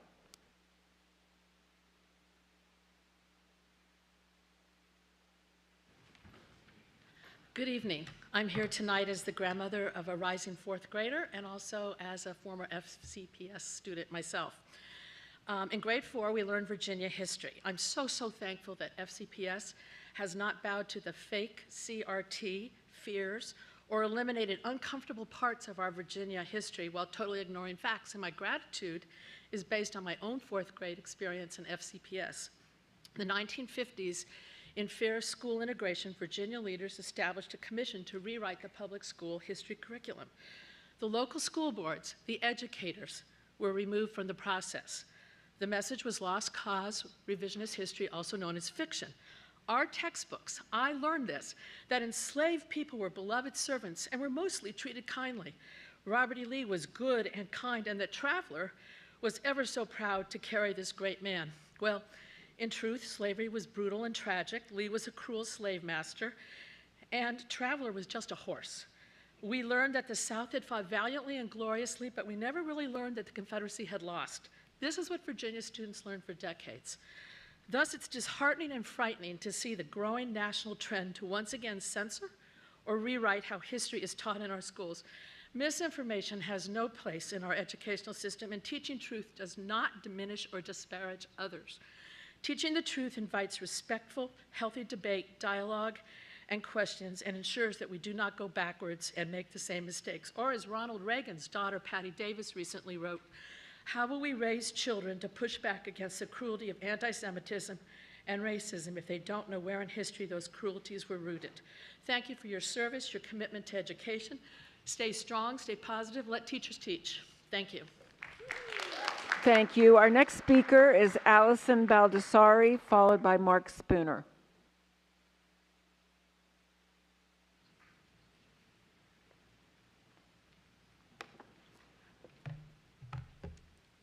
Hi, I'm Allie Baldessari, SEPTA board member and FCPS Elementary Enhanced Autism Support staff for 6 years. I wholeheartedly thank FCPS and the school board for the EAL plan. I'm on the steering committee and support the plan in its current stage. SEPTA advocates for continued efforts to explicitly address self-contained classrooms. Most of the planning has been for resources, support, and structure inside gen ed classrooms to follow the science of reading. For years, self-contained classrooms have struggled to deliver quality science-based literacy instruction due to competing goals, staff vacancies, and shortage of fully licensed trained teachers. Each student is supposed to receive appropriate individualized literacy instruction, either aligned with the gen ed curriculum or follow an approved adapted curriculum, but in my experience, they usually don't. When teachers leverage trusted trained support staff to deliver appropriate curricula to varied reading groups, students can learn to read. In understaffed, undertrained classrooms, children instead flounder. FCPS must leverage its central office resources to remove barriers and fully coach classrooms until it can document all self-contained students receiving approved adapted curriculum or having unimpeded access to gen ed literacy curriculum. SEPTA also wants wider use of compassionate, trauma-informed crisis prevention, crisis management in self-contained classrooms. Currently, UCARU training and equipment is only available in public day and select few other FCPS settings. It's appropriate for many EAC, ID, IDS, and secondary self-contained students. SEPTA wholeheartedly supports Dr. Ross Green's CPS methods for all settings and all ages. SEPTA does not support FCPS's use of Gregory Hanley's potentially traumatizing methods. Finally, I note that with FCPS increased focus on social-emotional learning, many SEPTA parents feel frustrated that their kids' social-emotional needs are still often overlooked. Students whose depression, anxiety, and feelings of isolation started long before COVID. Self-contained classrooms shouldn't be self-contained for all needs. Right. Thank you. Our next speaker is Mark Spooner, followed by Diane Cooper Gold.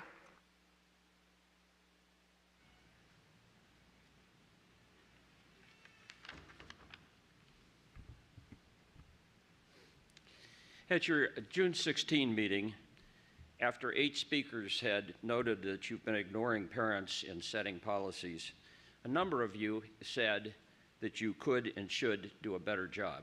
Dr. Brabrand, you started out by saying, and I quote, "We need to find a way to bring people together and sort through all these values, these ideas, and try to find common ground. I believe we still can." And several of you echoed those comments. And I really appreciated your comments tonight where you said the same thing. But I think if you are all serious about that, there's a long way to go. People who speak against your policies, the great majority of them aren't speaking from hate. They get angry sometimes because they feel ignored. And you don't achieve common ground by pursuing policies that regularly get you in the national news. You only get there by balance, by moderation, by truly listening to all of your constituents and focusing on quality education rather than social causes. I could give you 10 minutes of examples, but I'll just give you a couple. You have a list of stakeholders that you regularly consult behind the scenes on sensitive issues. Its members are racial minorities, LGBT groups, teacher unions, and county employees. People who represent the majority of your constituents aren't on these stakeholder groups, and you formulate policy without regularly consulting with them. You invite controversial speakers to come in and pay them $20,000 for a 1-hour Zoom session. You could invite somebody else at a fraction of that cost to give a contrary view and maybe hear something new and reach common ground. Thank you. Thank you. Our next speaker is Diane Cooper Gold, followed by Amanda Campbell.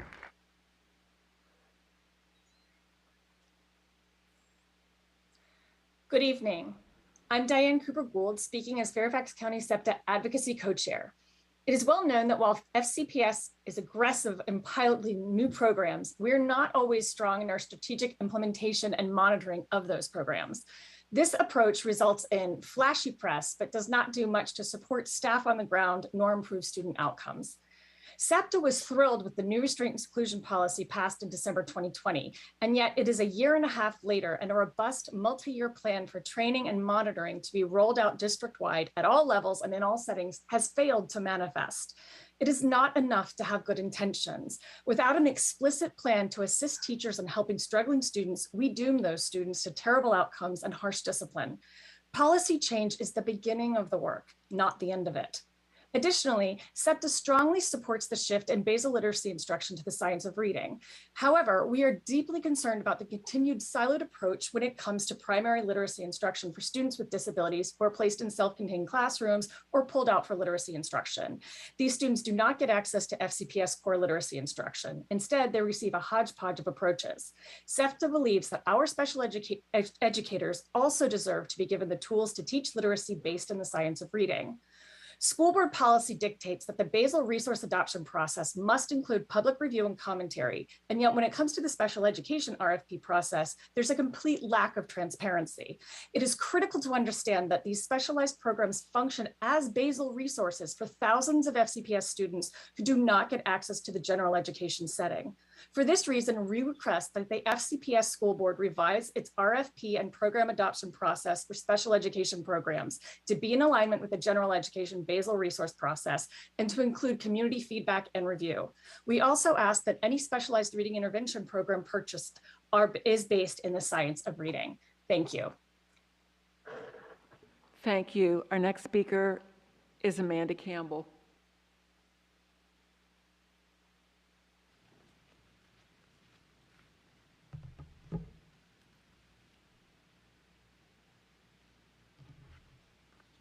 Good evening.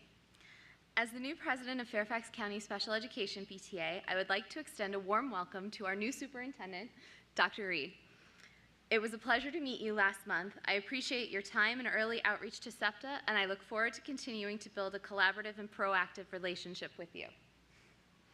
Dr. Brabrand, I would also like to thank you for your partnership over the last few years.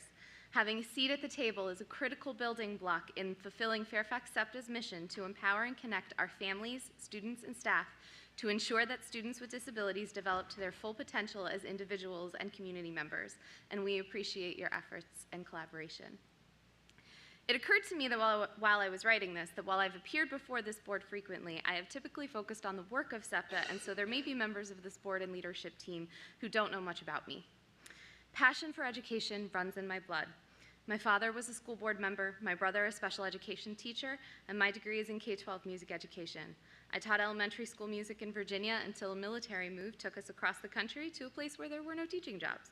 So I found a way to keep education in my life as I worked with the Performing Arts Ensemble on their education outreach programs. We returned to Virginia a few years later. Our daughter entered early intervention services at 10 months old and progressed through Child Find Preschool and is now a rising 5th grader. Time has flown. She is sweet, determined, and feisty, and she doesn't need verbal words to show you that. She uses an iPad to speak along with mouth words and works with PT, OT, and speech therapists to learn the motor skills she needs to access the world. Her resilience inspires me daily. I'm eternally grateful for the knowledge that I have of the education system, and yet, even with that privilege, we have struggled mightily at times. I'm acutely aware that many special education families do not have that resource. That is why SEPTA's mission resonates so strongly with me.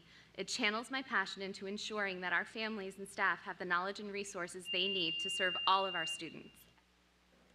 Thank you. We also have one video testimony submitted by Stacy Langton. Welcome to Smut Storytime. For the end of Pride Month, I chose a book from my child's school library called Seeing Gender by Iris Gottlieb. Quote, "Sex work is not a bad word. Sex work is a term used to describe exchanges of sexual activity for money, including pornography or exotic dancing. Sex work is work. It's a job like being a clerk or an architect, and it exists everywhere. It's important not to conflate sex work and sex trafficking. Sex work is a consensual exchange between adults. It is important to suspend judgment for those in this line of work." End quote. But that's a lie. It isn't consensual because every prostitute has a pimp. They're slaves. Since Fairfax County also enjoys hosting drag queen story hours at our public libraries, let's look into the history of drag. In D.C., the first drag queen was a freed black slave named William Dorsey Swan. He hosted drag balls where men from the underground gay community walked a runway to dance, vogue, and pose. These male prostitutes dressed in hyper-feminine attire to attract customers. In the 90s, drag queen RuPaul became an icon with his hit song, "You Better Work." And by 2015, Boston drag queen Katja was quoted as saying, "I'm literally out there peddling my bleep for dollar bills." And last week in Dallas, children were taken to a gay bar where they stuffed dollar bills in adult men's jockstraps. And finally, our board member, Carl Frisch, follows about a dozen drag queens on his official campaign page, such as Jinx Monsoon and Pandora's Box. I wonder if any of them are registered sex offenders. The public schools have books which are teaching our kids to be prostitutes. Thanks to all of you, our schools have become a cesspool and our children are being groomed for pedophiles and sex trafficking. Okay. And with that, the next order of business is student representative matters, and I'll call on Mr. Chowdhury. Good evening, Madam Chair, board members. Earlier this month, I got to have a great conversation at Gatehouse with Dr. Reed surrounding the entry paths of our advanced academics programs and the demographics of those programs compared to the county as a whole, as well as the barriers faced by low-income and minority students. So the issue with some of the things like the AARTs and the local level 4 expansion is that they don't address the process. Until we create an additional pathway for kids to be screened beyond the 70% getting parent recommended and the 30% testing in through local norms, we are not going to reflect Fairfax's diversity. As it stands, we've got those two paths. Standardized testing is not representative of our county's demographics, but parent recommendation, the 70%, is really, really, really not representative of our county's demographics. And so as I leave you all, I implore you to look at the screening process and really explore the barriers to entry in the first place.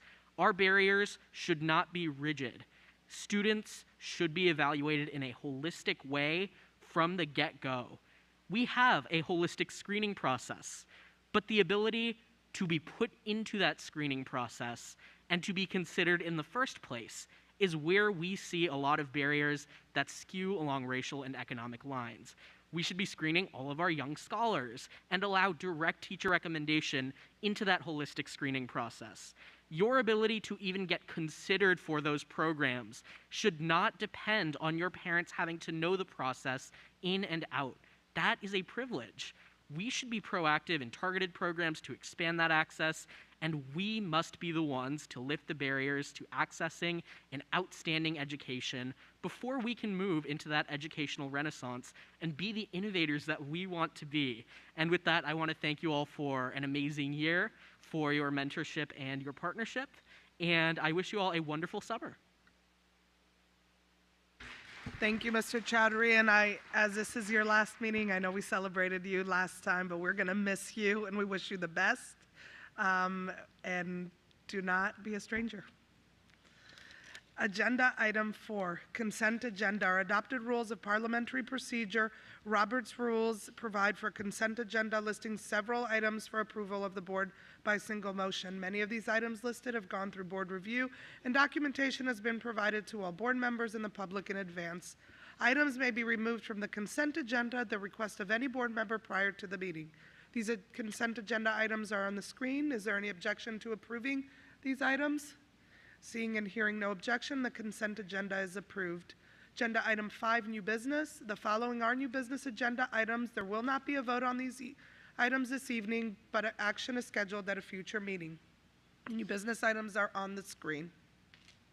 And with that, we will be taking a 5-minute break before our swearing-in ceremony. Thank you.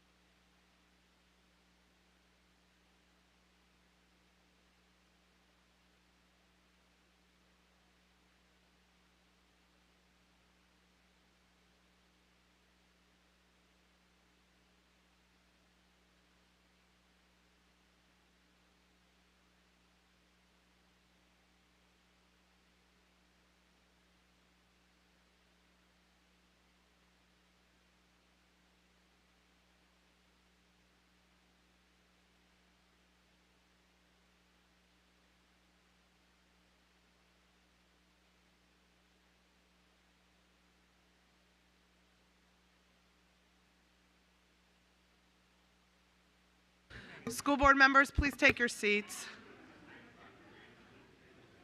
Yeah, that's fast.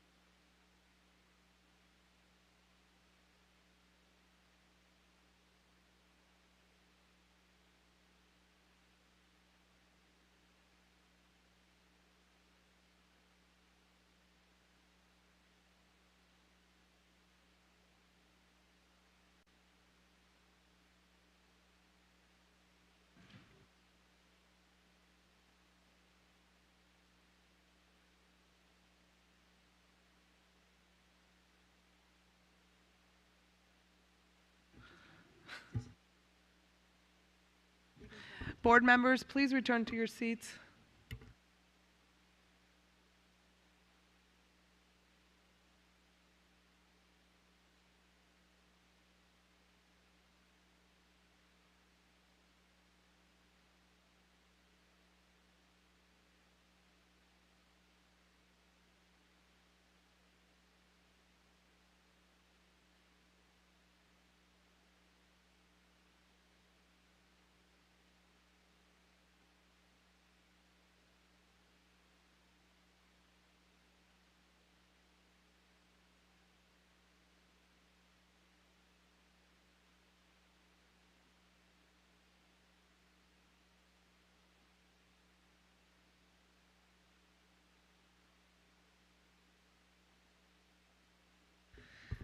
Okay, agenda item 7, administration of the oath of office. Good evening to all who have joined us tonight. On behalf of the Fairfax County School Board, I would like to officially welcome Dr. Michelle Reed to the Fairfax County Public Schools. I'd also like to recognize some special guests that have joined us tonight. Supervisor Walter Alcorn, Fairfax City Board Member Toby Sorensen, Fairfax City Mayor David Meyer, and former school board member Phil Najelski-Eichner. Thank you for being here with us tonight. Miss Julie Stranley, who is on Planning Commissioner, and Mr. Najelski-Eichner is also a current Planning Commissioner. Thank you for being here. We appreciate your attendance. And I would also especially like to extend a warm welcome to Mr. Reed for being with us tonight. We are delighted to welcome Dr. Reed to Fairfax County Public Schools this evening. Dr. Reed's work in closing student achievement and opportunity gaps, improving math and science proficiency, developing strong literacy skills, and her effective parent and community engagement earned her the highest recognition for a superintendent, the AASA National Superintendent of the Year for 2021. In preparation for her work here, she has already hosted multiple town halls with the FCPS community to hear as many voices and perspectives as possible to clearly understand where Fairfax County schools have been, where we are currently, and what we want to aspire to in the future together. Dr. Reed is also incredibly focused on boosting student voice and agency, as evidenced by the student listening tours she has already led at FCPS during the past 2 months and her previous work with student panels and annual summits to obtain critical student feedback. She holds in the highest regard the integral role that healthy and trustworthy relationships play in the work of a school division to facilitate success for all students within our public school system. We are excited and we are inspired to begin our work together with you for the students, staff, families, and communities of FCPS. At this time, I would also like to introduce and thank the Honorable Stephen Shannon, who will be administering the oath of office tonight. And I invite you both to come forward.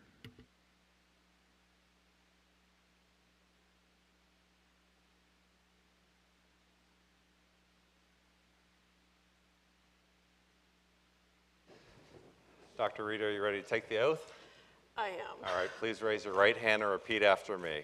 I do solemnly swear I do solemnly swear that I will support the Constitution of the United States that I will support the Constitution of the United States and the Constitution of the Commonwealth of Virginia, and the Constitution of the Commonwealth of Virginia, and that I will faithfully and impartially discharge and that I will faithfully and impartially discharge and perform all duties incumbent upon me and perform all duties incumbent upon me as the Superintendent of Fairfax County Public Schools, as the Superintendent of Fairfax County Public Schools, according to the best of my ability. according to the best of my ability. So help me God. So help me God. Congratulations, you're in. Thanks. You're very welcome. Yeah.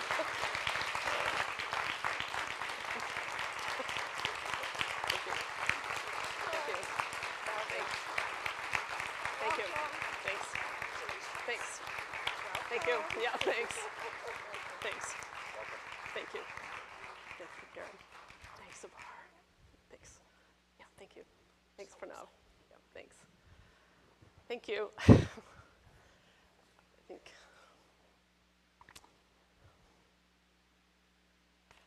So, thank you all for staying late this evening, although maybe not so late.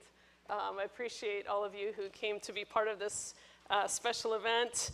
I want to especially thank the school board, Fairfax County employees, families, and students, and Scott. Is Scott? There you are, Scott, and your wife, your lovely wife. You've been so gracious, and I'm counting on you moving forward to continue to provide a level of support that I know I will need. So thank you so much. I want to thank my husband for being here, and our family who are watching, and friends. This is an opportunity that is humbling and a great honor for me personally and professionally. So I thank you for trusting me with our most important resources, our young people, who will form the future for not just our community, but our country.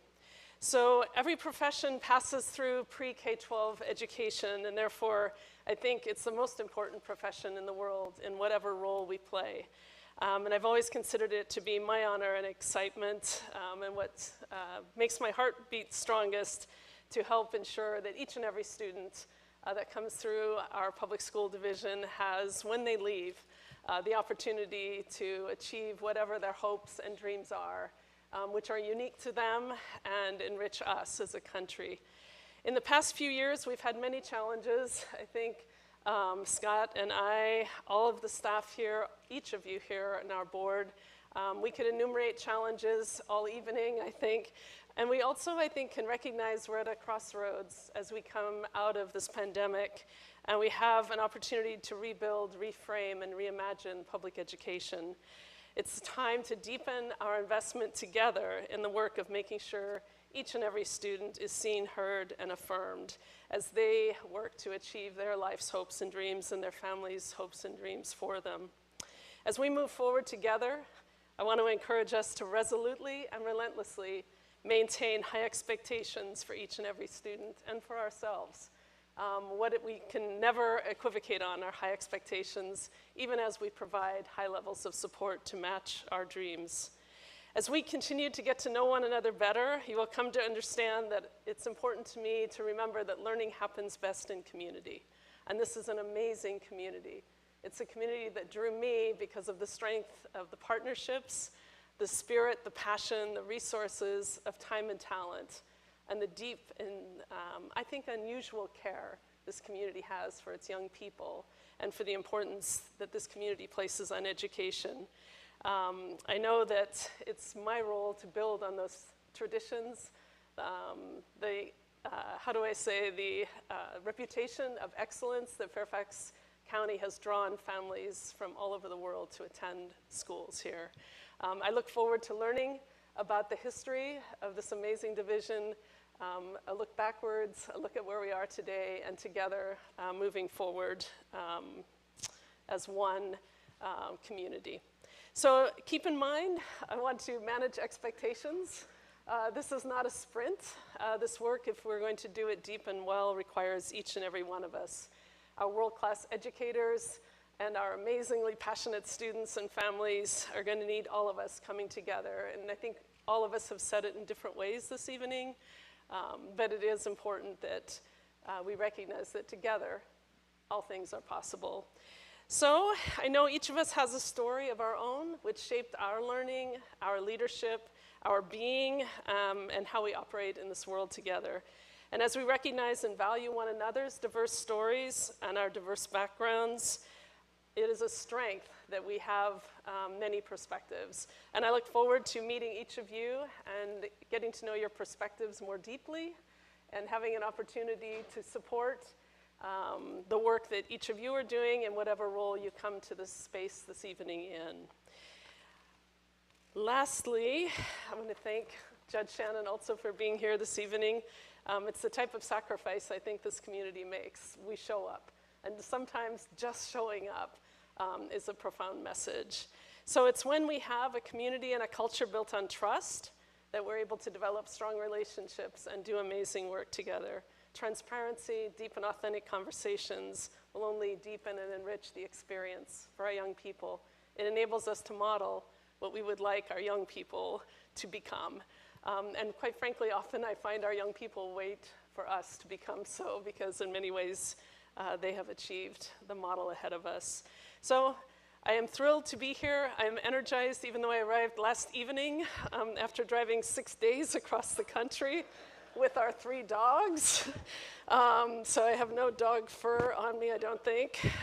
But it's been a profound experience also to drive across this great country and see so many different states and perspectives. It's something I had not done.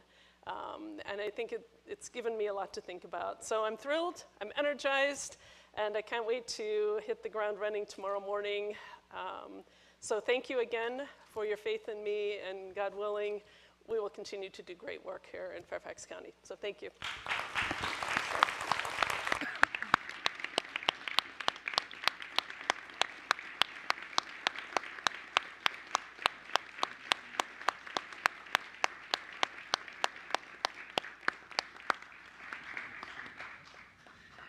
Thank you, Dr. Reed. We are excited for the next chapter for FCPS. The board would like to invite all of those who are here this evening to please join us for some light refreshments. We would also like to take a photo with Dr. Reed, and then this meeting is adjourned.